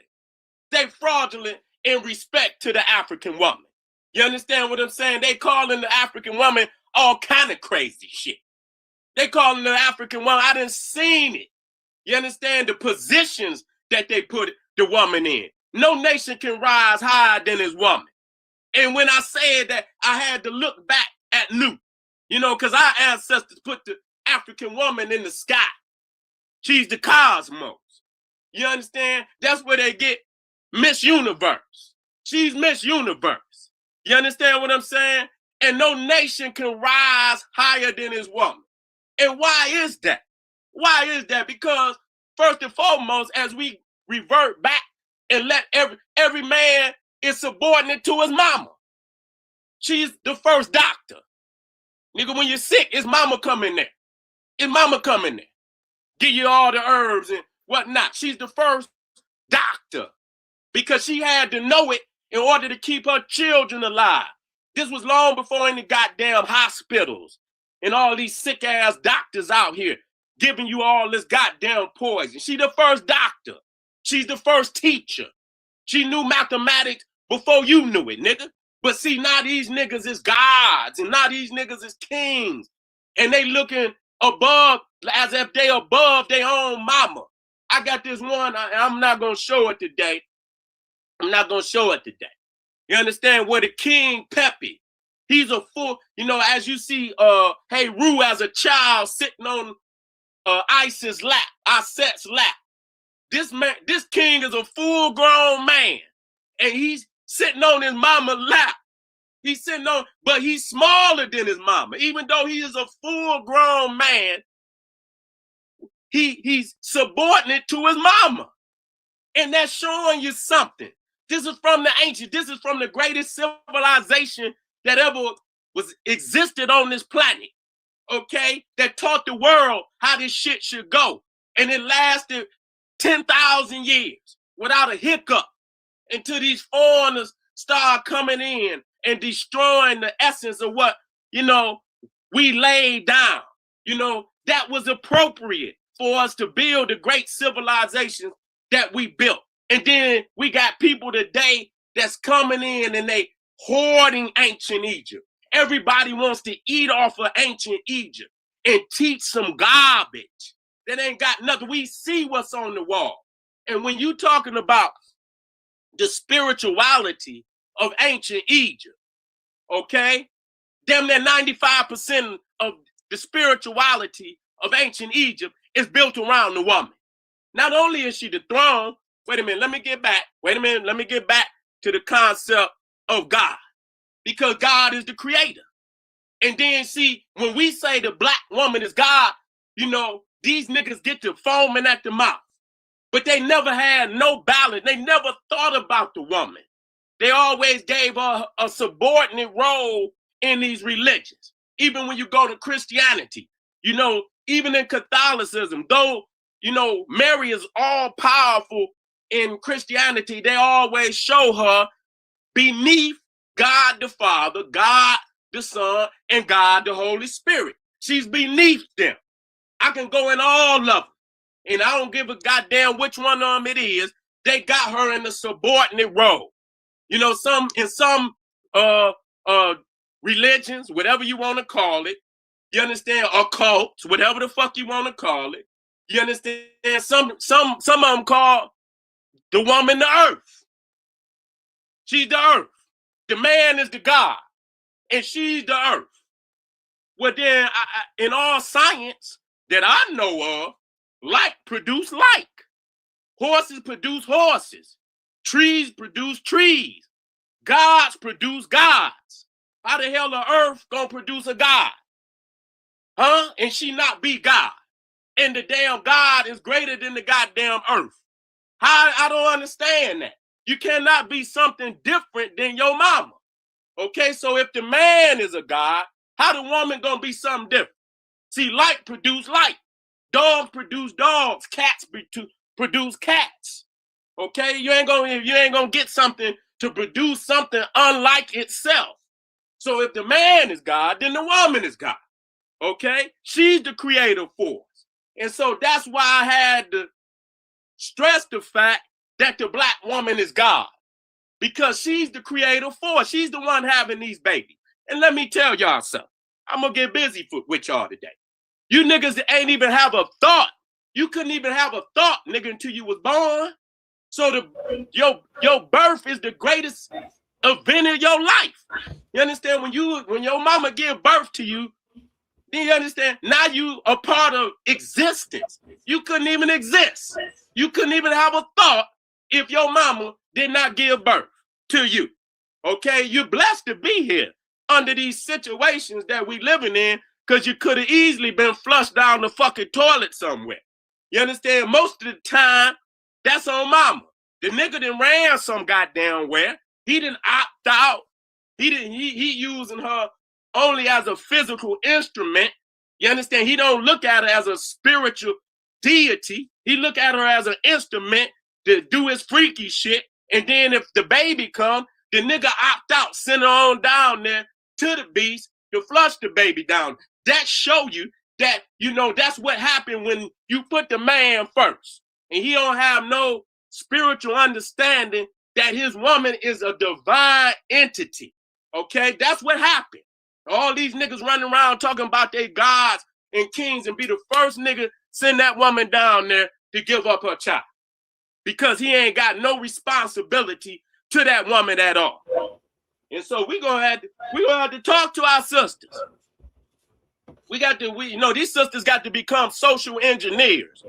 This is your world. You might see, we getting back to the woman being 95% of the spirituality of a. She's even the law. She's the law.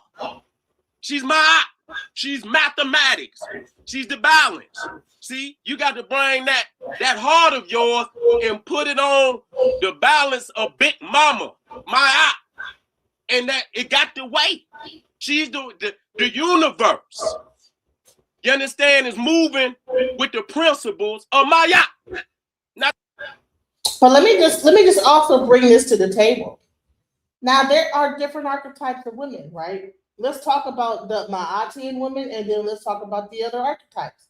You have some archetypes of women that will work against themselves, against their own creation.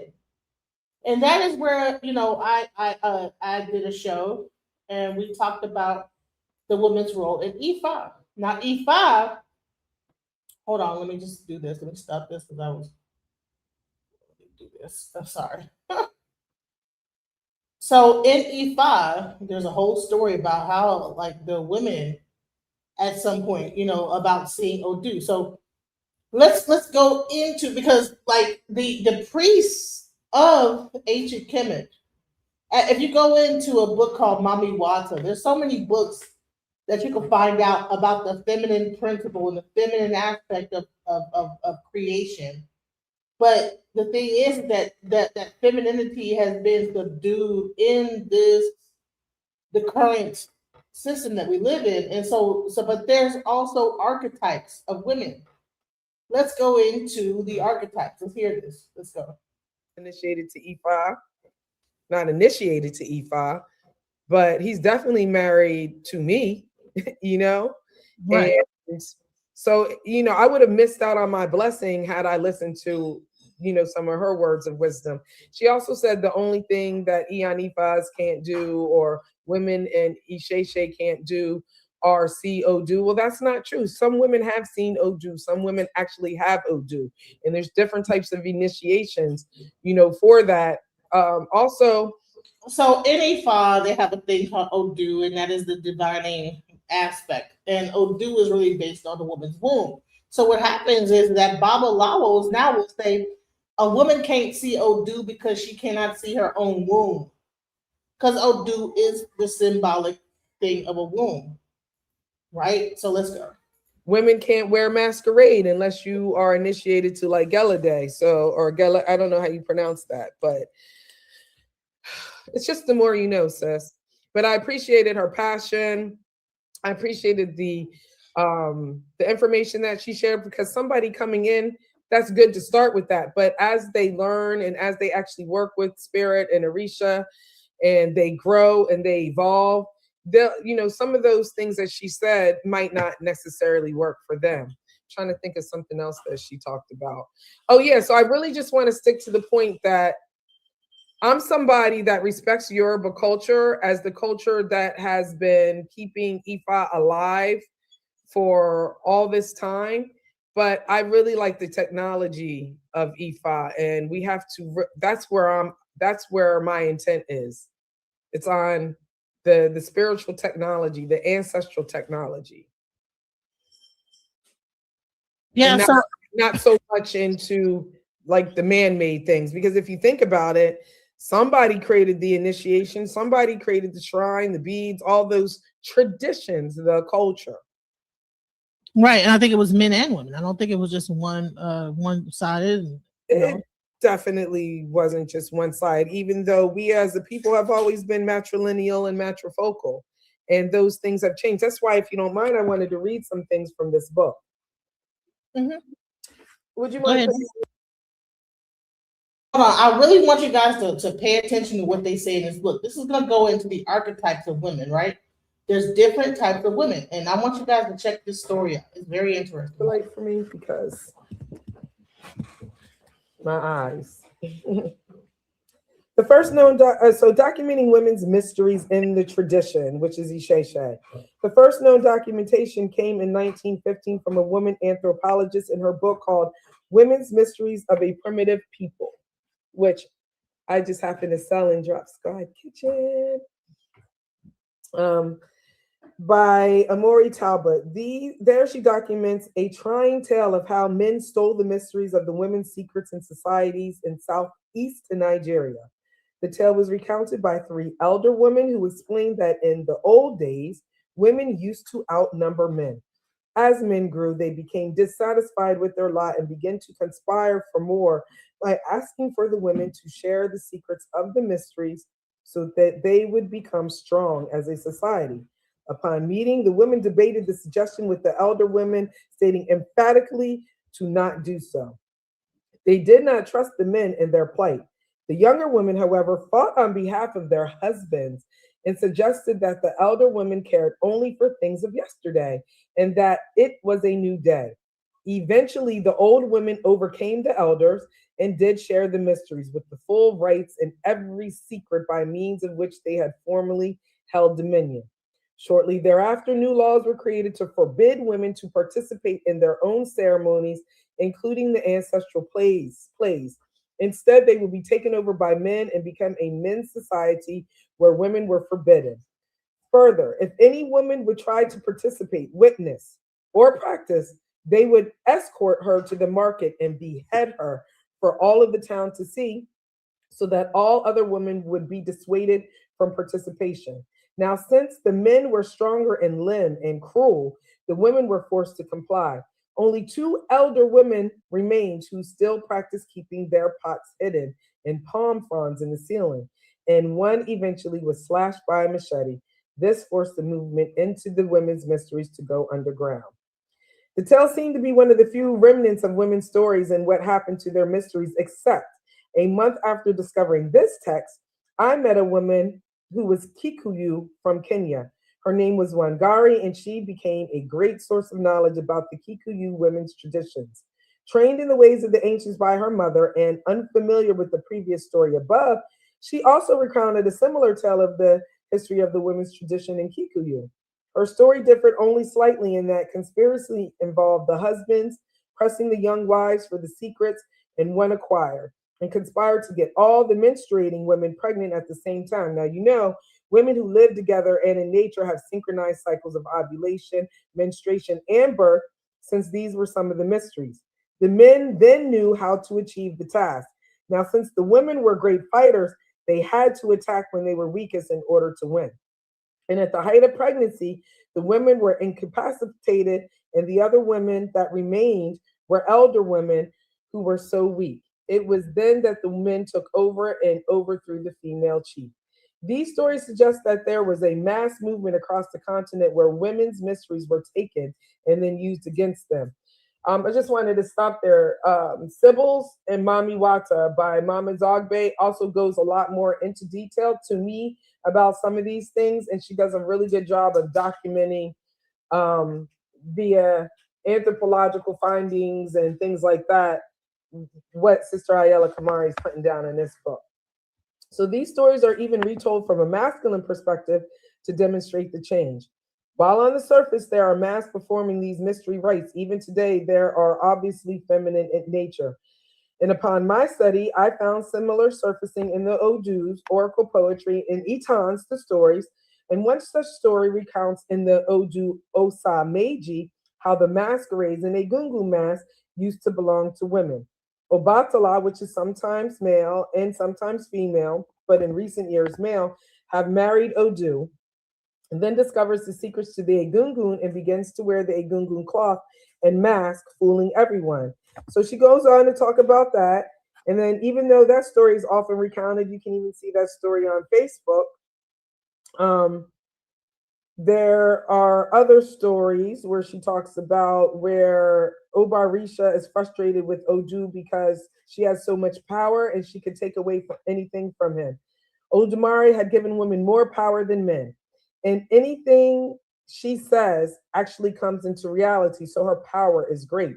She tells him that they should live together in the same place, and once they do, he gives her snails to calm her down. Once calm, he suggests that he doesn't keep any secrets from her, and while she keeps secrets about her power from him, and that they should share power together. She then tells them the secret to the Egun cloth, which is related to her power, and is subsequently able to then take it. Then she talks about Father P. Bowden in the Fetish and Fetishism from 1885, recounts a story where Obatala and Odu were married and had a domestic fight in which Obatala, Risha, blinded her to keep her quiet. So I'm not going to read the whole thing. Another acquisition of power comes in the Odu Irete Ogbe, where Orunmila marries Odu and eventually obtains her secret. Then there's other Itans and stories that recount how Orunmila takes Oshun's bag of wisdom, because Olodumare had put the bag of wisdom, in on earth and was like, y'all need to find it. Oshun finds it first, and then she didn't know that she had a hole in her bag, and so it was falling out, and so Orunmila then takes it and doesn't allow her to have it and only gives her a part of it, which is considered Arundel or Marundel. So that's that story. So I advise people who are really interested in learning things from a historical perspective to get this book. She does a really good job in the first part of the book, just recounting many of the stories. Like I said, I don't want to read all of them, but basically says the history of the role of women becomes more complex when we take into the account the influence of colonial life and trading had on women in the tradition in Africa. Initially, women yielded great power because they owned and farmed the land. That's also true in, can you give me The Great Cosmic Mother by Monica Shu? I read that in like 1993 while I was pregnant with my oldest daughter. It's right there. I got one right there. Yeah. Great Cosmic Mother. They owned and farmed the land. Right. And I know in some culture they build the houses too. Exactly.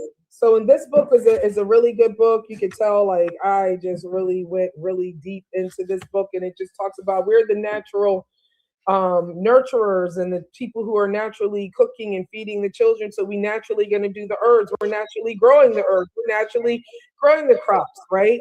So yeah, I know my grandma used to have like a garden in the back, you know. Every woman in my family that I know has always had gardens.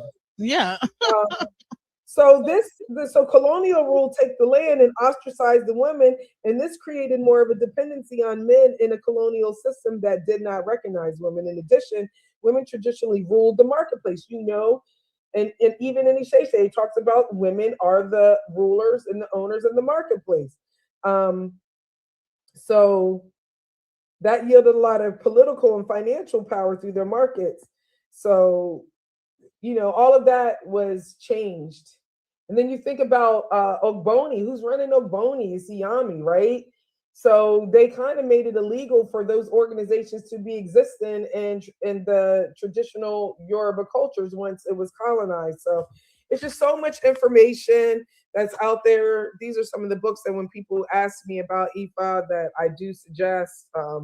But for any woman that is interested in becoming an Ianifa, it's great that she has other women who have written in here and things like that. And she has an amazing lineage as far as the people who have taught her. And it shows up in here. So I would suggest people study that book. I've read that one. I've read Isheshe, Hand of Ifa, The Great Cosmic Mother. Now, I haven't read all of this. It's just kind of like you look for what you're looking for and maybe you'll find it. It's, Wow. I mean, all right. So what it really boils down to, and please go ahead and watch that video. She's gonna break down as far as even in Ifa, like the divine feminine. And let me show you guys what that video is, like how it looks.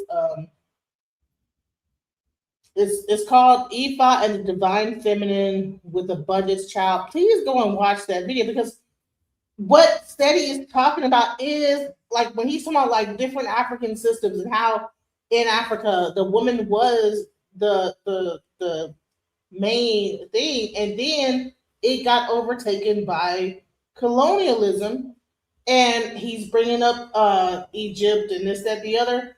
This is what he's talking about, like not just only in Egypt, but West Africa, East Africa, all over the place. So let's go. This is what the ancients say. I don't give a goddamn what these ignorant ass niggas is saying today.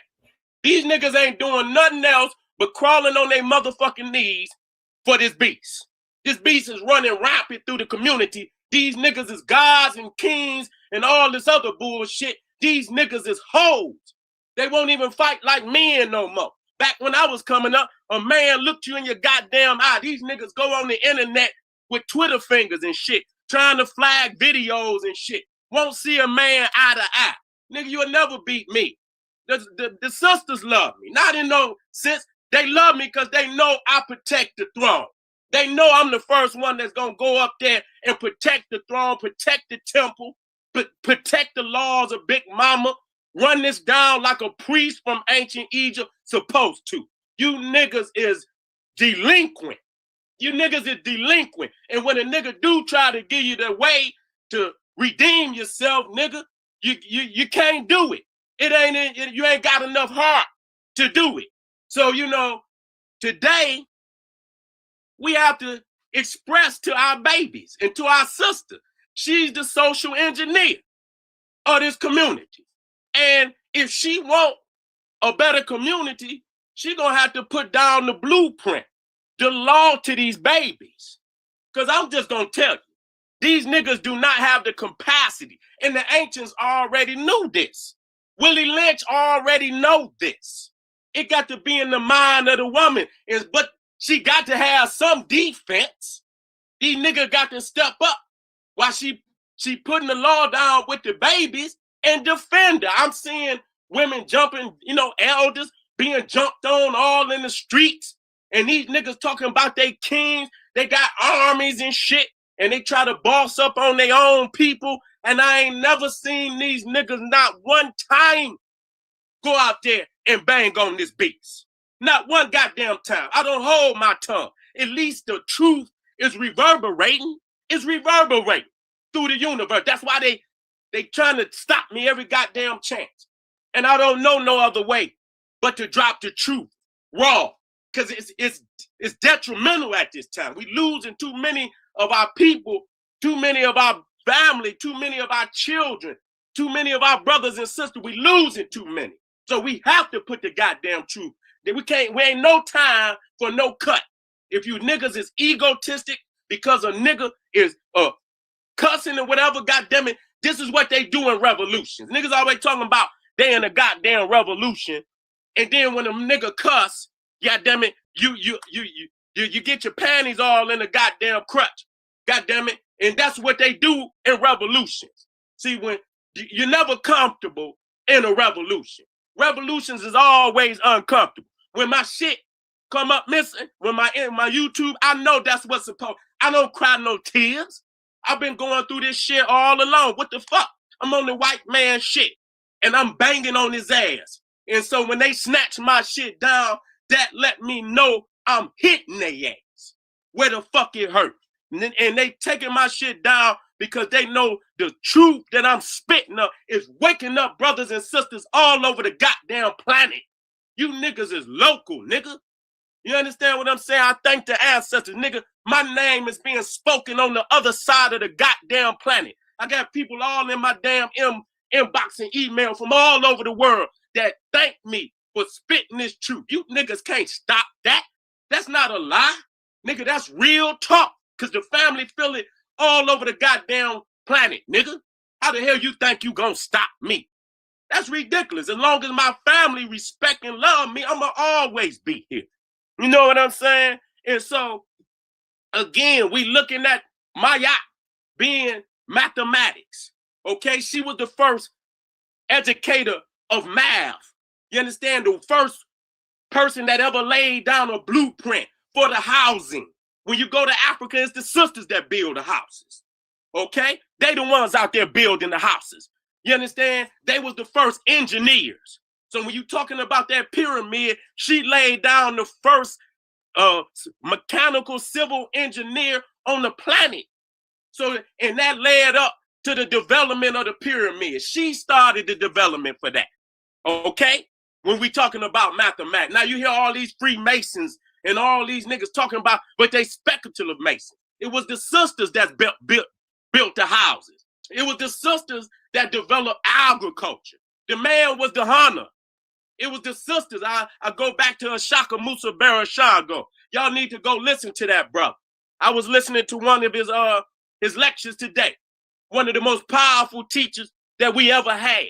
Okay, Ashaka Musa Barashago. Go look him up. I'm gonna put some of his lectures on my page today. You know, he speaks extensively about the black woman. Okay, when we talking about agriculture, the man was the hunter-gatherer. It was the sister that put the agriculture down. See, and now the significance of the agriculture is that, you know, if you hunting all the time, you're not developing the arts and sciences like you need to be.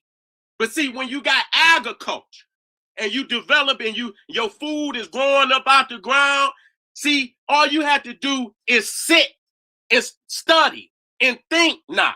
But if you out there hunting and gathering, you can't do that. So when that sister invented agriculture, that's what she did. She invented agriculture. That gave us the ability now, because our food is right there. All we had to do is put the seeds down, harvest it, and while we waiting on the crops to come up, we studying. We in the stars. We developing math. We developing science. We inventing alphabet. We inventing architecture and music and all other, you know, we was able to do that. Until she developed agriculture, we was just hunter and gatherers. Okay? She was the one that did that. She the one that built the houses. That's fact. You can go to Africa right now. It's the sisters out there building the houses. Have been building them since time immemorial. Okay? Now, we need to look at what they call the fertility dial. They call them Venuses, that they was finding all over, not only Europe, they find them in Africa, they find them in Asia, all the way to China. Okay? All the way to China. where they find the little fertility dial of the pregnant African women. And you understand? And when they bury the ancient burials, they put the people down in a fetal position. Okay, that's how they was buried. You understand? As if they was inside the mother's stomach.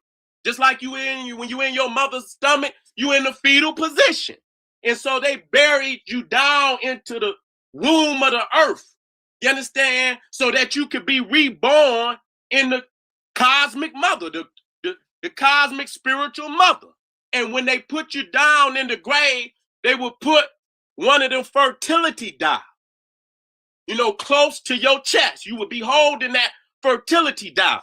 That lets us know that the most ancient form of spirituality ever was the worship of the African woman. This shit that you niggas got today just came into existence when these cave beasts came down and conquered Africa and parts of Asia, which were our colonies. Not the Hindu you see over there today, where you got these Negroes talking about straight hair, and you want your hair straight, like, your eyebrows and all that. That just let you know you ain't done no research. That was just ridiculous. When you look at all the ancient Buddhas, and you can even go to Papua New Guinea, which is beyond China, which is beyond going east, which is beyond Japan. And you see that the Papua New Guineans got they beards and their hair is woolly as hell. Some of that hair on their head is as woolly or even more woolly than some of these brothers and sisters in Africa. Okay, that just lets you know that the woolly haired African stretched from the continent of Africa all across Southern Asia into the South Pacific, including Easter Island, including Australia, including Tasmania. That was a novice mistake. That was a very novice mistake. And so when you see that people are making novice mistakes like that, you already know to leave that shit alone. So now we're establishing why the black woman is God. Number one, she's the creator. She's the creator. And until you are born into this world, you ain't even got a thought. So the most powerful moment of your whole existence is your birth from your mama's womb, which is heaven. And when her womb opened up to let you out, that's the gates of heaven. That's the gates of heaven. Now we got to talk about the woman being the temple. Because not only was she the throne, not only was she heaven, and that's why we say no nation can rise higher than its woman. Okay, when you looking at, and I'm gonna get to the temple. When you thinking about Nut, when you think about Nut as the heavens, being the mother of Ra, which is the sun, that's the cosmological aspect of Isis and Heru. It's the same story.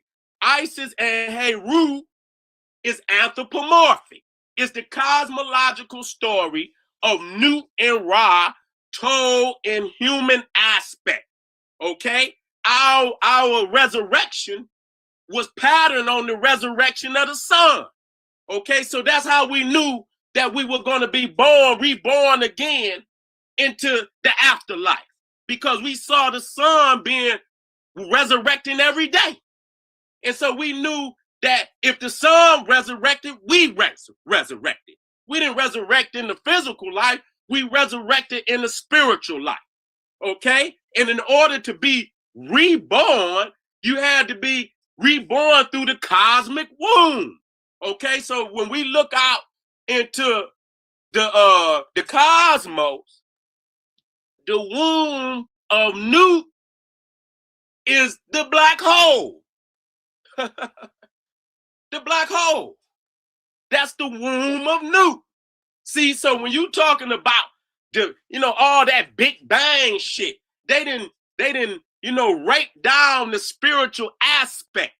See, the Big Bang is that cosmic orgasm that happened to where, everything in existence came to be. It came from a cosmic orgasm That was the bang, nigga. But they raped it down from its spiritual aspect. You understand what I'm saying? They raped it down from it. And so you got a cosmological story, which is Nut and Ra. You have the anthropomorphic story, which is Aset, Heru, and Asa, which is nothing but the sun. Aspects of the sun told in an anthropomorphic story. Anthropomorphism is where you take cosmological entities and give them human-like characteristics. Okay, just like they say, the man in the moon. Ain't no man in the, but that's anthropomorphic. So, Heru as the child is the sun, reborn into the world. Osiris is the dead king. He's the sun in his decline. Okay, and Ra and Heru is the new sun being resurrected, a new day. Okay, and then you also have a zoomorphic part of the story because Aset is also the sacred cow. She's also the golden calf. Okay, that's why you see, why? Because she's a nourisher. She's a provider. Okay, ain't no man providing shit. We've been praying to these masculine deities and they ain't never done shit for us. That woman is the one, when you come out, ain't no child ever cried for no goddamn church. Ain't no child ever came out the womb crying to go down to a mosque. Okay, ain't no child ever came out the womb crying to go down to the synagogue. It knows who its God is, and it knows who can sustain it. It already know because, you know, a child is on the inside. It's being fed, right? If I'm mistaken, it's being fed from its umbilical cord and the placenta as she eat. Now, when that child come out the womb, the mouth is already suckling. You can see the mouth. It already know, and it ain't never been out the womb yet. It ain't never been out the womb, and it's already mouth already moving to get on that breast. Already moving. You'll see that child mouth moving. It's hungry. It already know. You know what I'm saying? And so that's the child's God. And then you can't eat no damn Bibles, can't eat no Qurans, can't eat no Torah.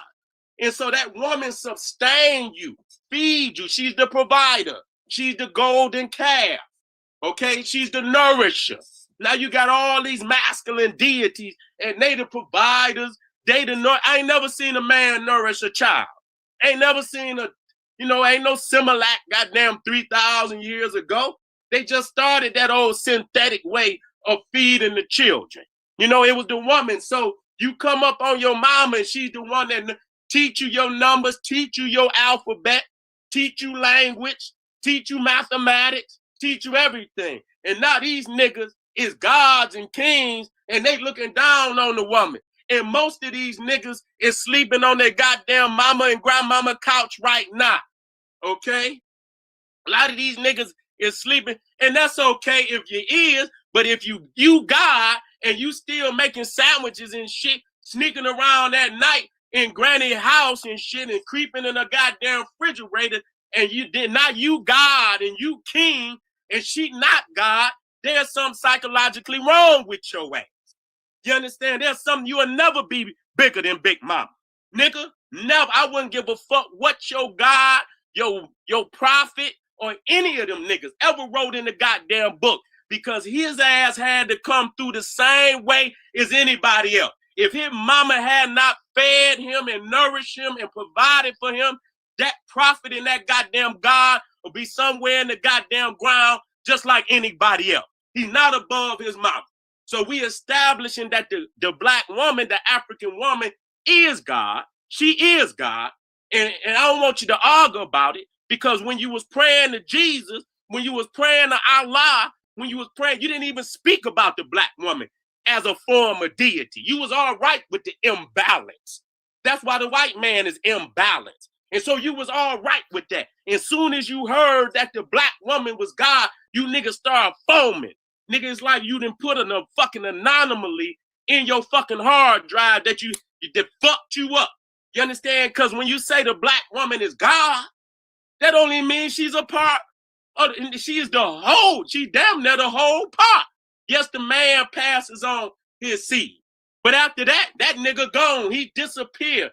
He's gone. He could die. You understand? But if in the ancient, if that mama died, you in threat. Your existence is in threat. If you ain't got another sister that usually come along, usually in Africa, if the mama die, some other sisters take that baby. Ain't no goddamn man can raise no baby. He gonna need some form of a woman to feed that baby. Okay, so she is the nourisher. She is the provider. Now we get into the temple. We get into the temple now.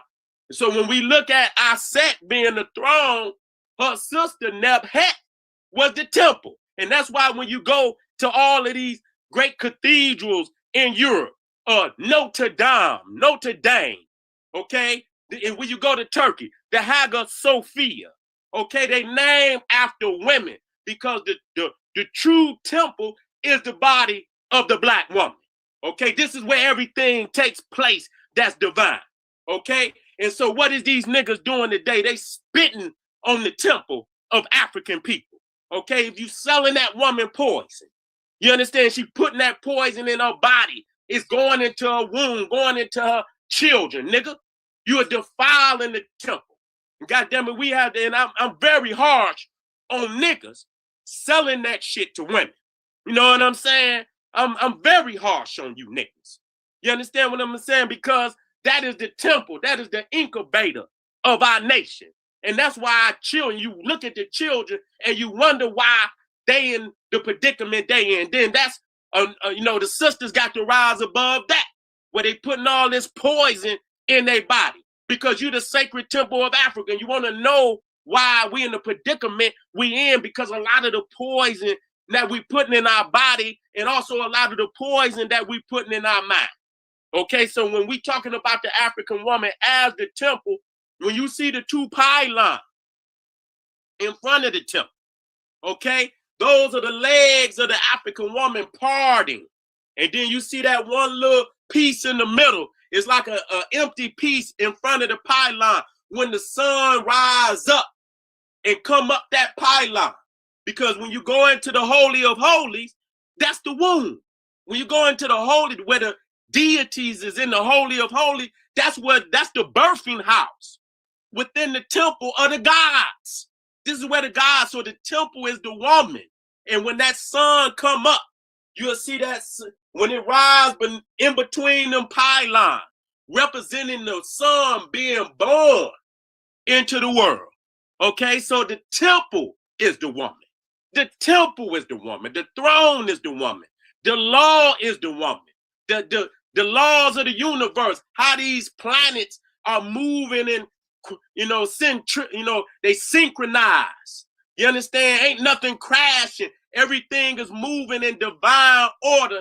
That is the spirit of the African woman. Okay, y'all niggas got to get y'all mathematics together. Y'all didn't add that shit up right. Okay? Y'all need, and I see you niggas. You niggas is out there running around with Becky and Julie and all that other shit. Yes, she is. Yes, she is. Yes, she is. Yes, she is. That's what you're doing. You understand? You're running around out there with these other peoples, God damn it. You understand what I'm saying? And that you ordaining, you understand, the fall of your own family, God damn it, to lift another woman up that don't give a goddamn about your ass. Don't give a goddamn in sucking the life out of your ass. Okay? And here you got the greatest woman on the planet ever gonna walk the goddamn planet. Right there you miss, and you ain't doing nothing to uplift that woman. When you uplift the woman, you uplift the children. You wonder what's wrong with the children? You ain't uplift her mama. And these young brothers not gonna respect you as their father when you let this damn beast jump on his mama every day, and nigga, you jumping on her with your weak ass. You jumping on her with your weak ass. And so, this sister is gonna have to teach her sons to be the conquering lion. Even if that young man got to conquer his own damn daddy, so be it. Even if that son got to conquer his own damn daddy, so be it. Those are your children. But you got to get your mind right, sister. You got to get back to your divinity. It can't be about, being hateful towards the man, because, your son is coming up. He going to be the one that you ordained the new king. So you can't be hateful against African manhood. You got to uplift African man so he can do what he's supposed to do. See, just like when you see our set, when Osiris failed and he was murdered, it was our set that pieced Osiris together. She went around the whole nation to find, because Set had placed a piece of Heru all over Egypt, and she went around the whole nation to piece them back together. Okay, and she one part of the holy king that she did not find was his phallus, and so she prayed and prayed, and she wept. You see her weeping. You see, and this is where the Muslims and all them get their prayer, their prostration from. You see how Set, when she prostrate like this, she's weeping for Osiris. And so the great God Amun-Ra, the great god Tahuti, the great god Ampu, Anubis, all came together and helped that sister and fulfilled her prayers.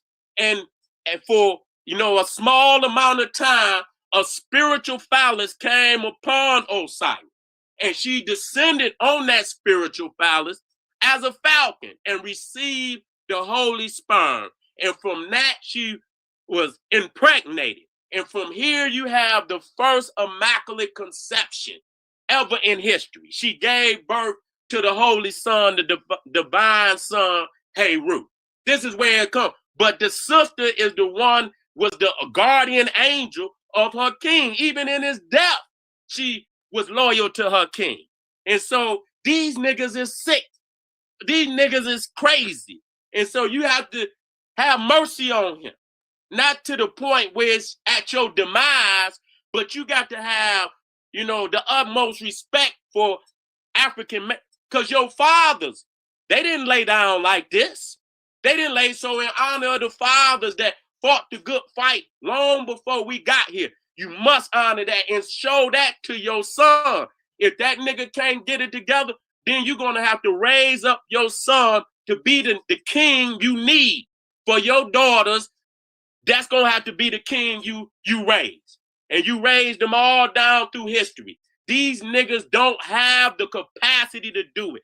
They can run their motherfucking mouth all they want. They have not stepped up to this beast yet.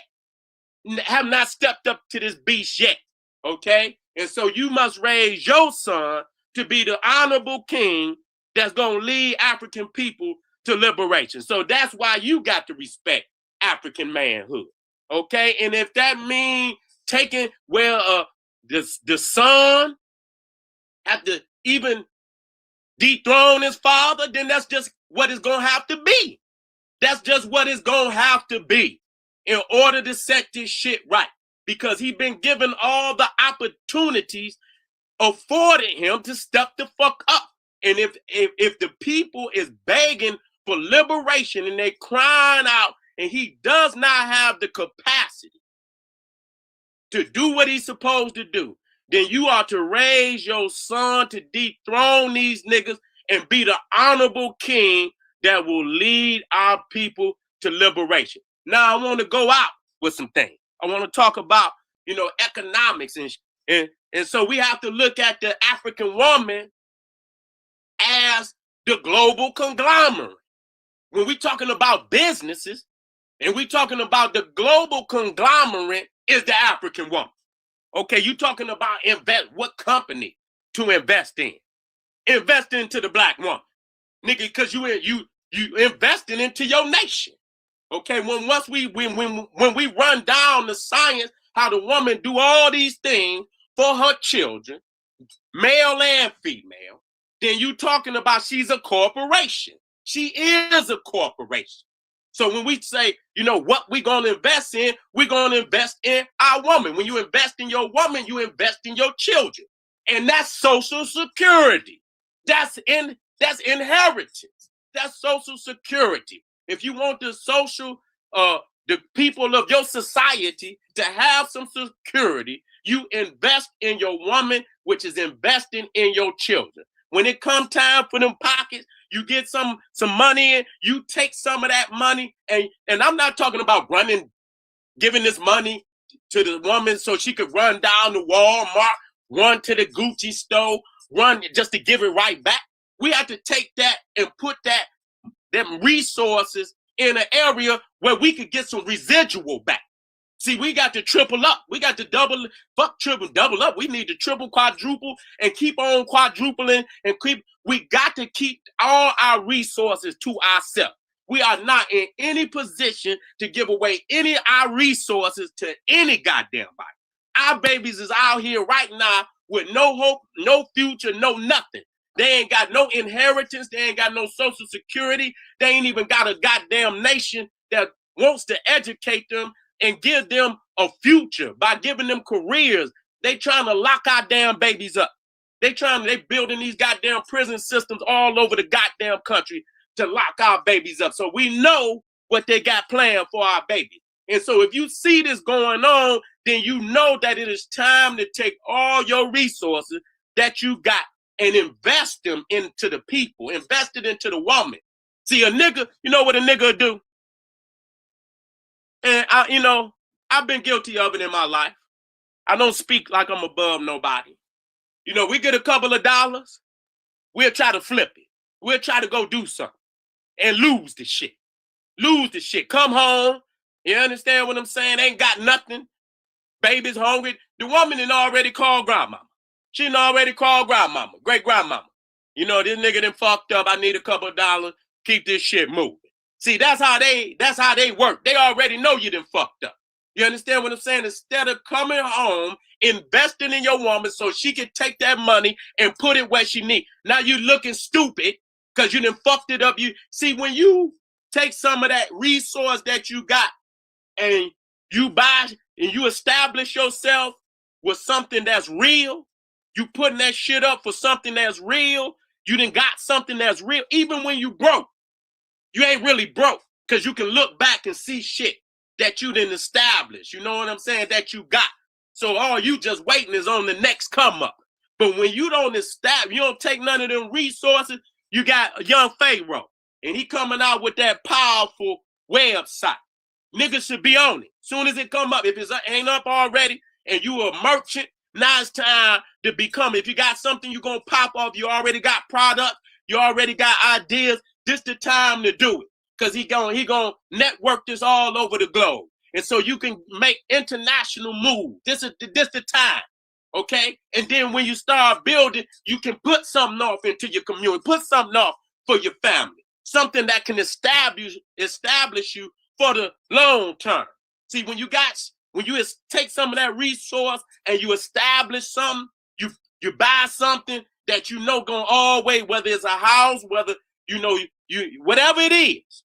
You understand what I'm saying? Even if you're sitting on it, if you're just sitting on it and you got it and you building it up for a bigger day, that's cool. But at least you got some form of establishment. We got to quit running down here, giving our money to these other people, investing in their children, investing in their people, while they go and build their community up, and then our community is dilapidated, falling down, and we always begging somebody when they gonna come down here. When you gonna build your own shit? You shouldn't be looking downtown or looking to these people to build you nothing. They ain't never done that. So why is you still confused in this day and age, waiting on somebody to do something for your silly ass that you could have been done for yourself? We did the rundown. How you niggas just buy all this goddamn bullshit. You give billions of dollars to the church. You give millions of dollars just on goddamn liquor and weed and all this other shit. And then you sit back and wait on another motherfucker to come build something for you, nigga, that you could build for yourself. So you invest in your woman, but you don't want to invest in your woman, and that's why the white man go invest in your woman. And you wonder why these black women is going to the other side, because in this day, we still crippled as black men We won't take our resources because we hate on each other over every motherfucking thing. We can't even go on the internet where you niggas are doing backward flip for one goddamn woman on the internet. She ain't talking to none of you niggas. Okay, y'all niggas up there flipping and doing all type of acrobat for one goddamn woman. You understand? Ain't none of you niggas gonna get her. And you hating on the next nigga just to get a couple of likes and a couple of, you know, so you can, I see a whole goddamn row of niggas on one woman. I would never, ever lower myself to chase after another woman where it's about 100 niggas in the goddamn comments. I'm a motherfucking king. I'm not putting no goddamn comments down in there with a bunch of other thirsty ass niggas. That just let me know where y'all niggas' minds at. And you see the next nigga in there with all that garbage, and the next, and you think she gonna see you above all these niggas? Y'all niggas is simple and hate on the next man for a woman you ain't gonna never get. You niggas is weak. You niggas is weak. And then when you see a real king come along, God damn it, that even, you know, you look in the mirror and it just is, you know, you see your weakness. When you look at a strong king, you see your own weakness. But instead of you pulling yourself up and straightening yourself out, you fall even lower, nigga. In here playing Twitter fingers, hating on a nigga, flagging videos, and then come on here talking about you a king and you a motherfucking god. You's a hoe, nigga. You's a hoe. You's a hoe, nigga. So you got to wake up today, nigga. I believe social media has been the most devastating thing since dope. Nigga, social media has been the most devastating thing since dope. That's fucking these niggas' heads up. So you niggas better wake up today. You niggas better wake up because this sister, you done created a lot of, you must design the social structure of where this shit gonna go. You must do this and not in no arrogance, not in no hate for the black man, the African, because you must, you know, have some, you know, some love for your son and some of these kings out there that is trying to do right. Okay?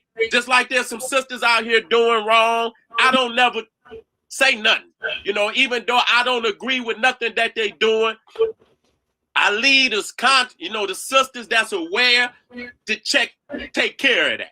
You understand? I don't agree. You understand? When I say the black woman is God, that means that the sisters is, you know, fulfilling the highest ideals, not the low high. That don't make her God. When she live out the highest ideal, that's what make her God.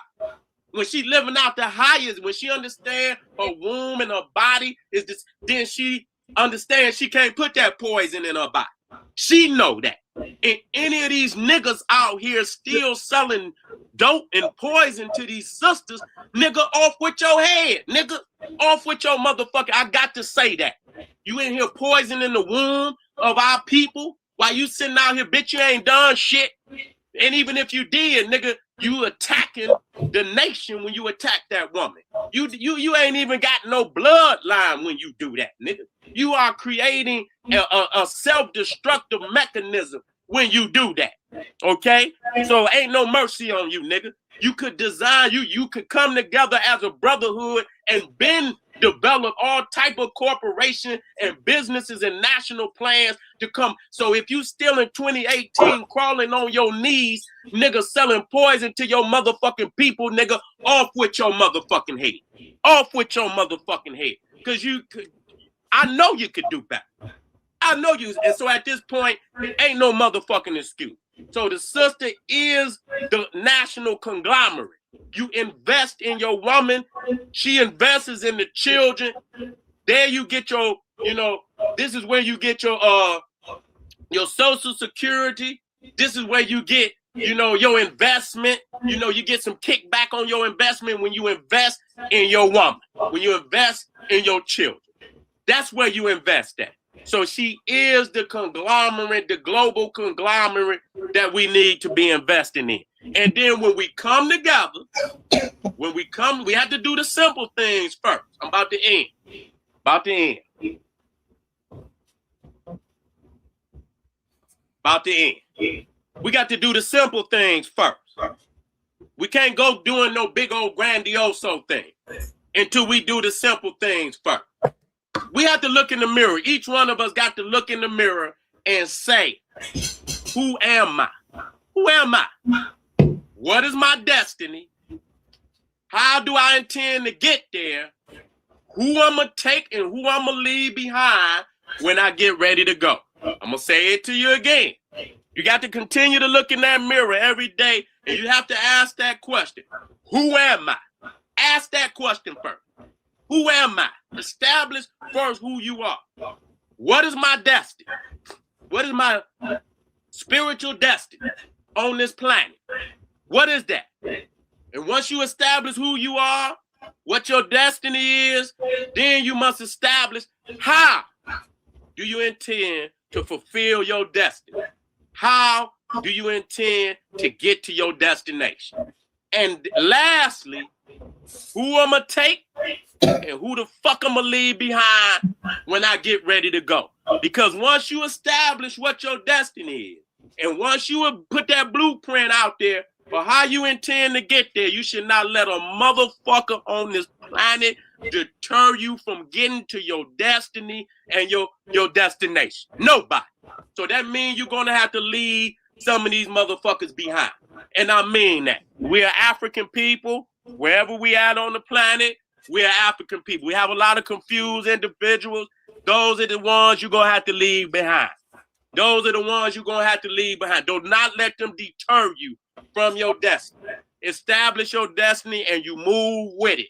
Okay? And then once we establish where we, the ones that's going in the same direction, then we can begin to unify. But we got to first, as individuals, we have to establish who we are and be serious and know that's who we are. And then once you are sure, 100%, then you will know your destiny. You will know your destiny. You will look back in the past, see the great mothers and great fathers of Africa all over the world and how they moved on the planet, how they established civilization. What was the energy, the rules, regulations, spirituality that they used to build these great civilizations? Then you got a platform. You got policies. See, that's how you build a politic with policies. And the policies is how we move on this planet. You can look and see on the walls how our people move and how we establish that the woman is the global conglomerate. 95% of the spirituality is based around the woman. That's it. And so that don't make you lesser of a man because you establish that fact. She's not going, cut your damn masculinity off because you put her at the center of the universe. She deserves to be at the center of the universe. She's the jewel of Africa. Don't nobody want to go back into no goddamn man and you die and you thinking about some goddamn man. When you think about going back off into the great mother, it's more spiritually enlightening to do that. Okay, no motherfucker going off into no man. That's homosexuality. That's crazy. Okay, so we have established some great policies today. I hope that I fulfill my responsibility as a priest, as a brother of the craft, as a teacher of my people, that these are policies that can be applied right now for our upliftment and rise. I hope that you take some time out tonight, study that SETI self-help program. I've taken it all over the globe. SETI self, who am I? What is my destiny? How do I intend to get there? Who I'm going to take, who I'm going to leave behind when I get ready to go. And you understand what I'm saying? And then once you establish that, what I need when I show up to where I'm going. You understand? When I get ready to go, I need certain things with me when I show up to where I'm going. You understand? But that's part two. But we got to get you through part one first before we go to part two. All right, family, I love you. Thank you for coming out. Thank you for coming out. Yeah, thank you for coming out. Thank you for coming out. would you please share? Please share if you can. My new, I still got 120 something people. You understand what I'm saying? So that's beautiful for, just coming on, on the channel live for the first time. That's beautiful. That's beautiful. You know what I'm saying? That's beautiful. I thank y'all for coming out. If you can share my page, I'm gonna come on and I'm gonna have to go hard in the paint, to get this channel back up. So I'm coming back live tomorrow. If I'm not live, I need to be here. I need to be here teaching in some capacity to get this channel back up and rolling. And if you could help me, you know what I'm saying, spread the word, because people gonna be looking for me. They ain't gonna know where I'm at. If you could share it and let people know that this is my new channel, I appreciate you very much. You know what I'm saying? I love you. This is the General Sara Suten Seti saying, hey, arm yourself with knowledge. Bang on that wicked ass beast daily. Liberation through African education and confrontation. I love you, black woman. Hey, love you, brother, too. Step up and be a king, nigga. General Seti, Miami, May 12th. The information is in the description. Come on down. I need my soldiers. I need y'all to come on out. I need my soldiers to come on out. So if my soldiers hear the call from their general, then there it go. I done sent that call. I need my soldiers in the house. All right, family. I love you. African, ancient, Egyptian, black power. Just when I thought I couldn't find my way out, yeah, I searched the God in me to find my way out. I know it can seem way out, but the Creator flows to and through me from way out. I'm talking way out, yeah. See, if you believe in the God in you, it's a better place. Creating the force and the power to live a better life. Know that love and joy and peace is one in all of the same space. That you were chosen just like God. Your energy. That's right. Only you can make the change. Share your energy. Shine so bright from darkness to light. From darkness to light. Yeah. And you'll find your way.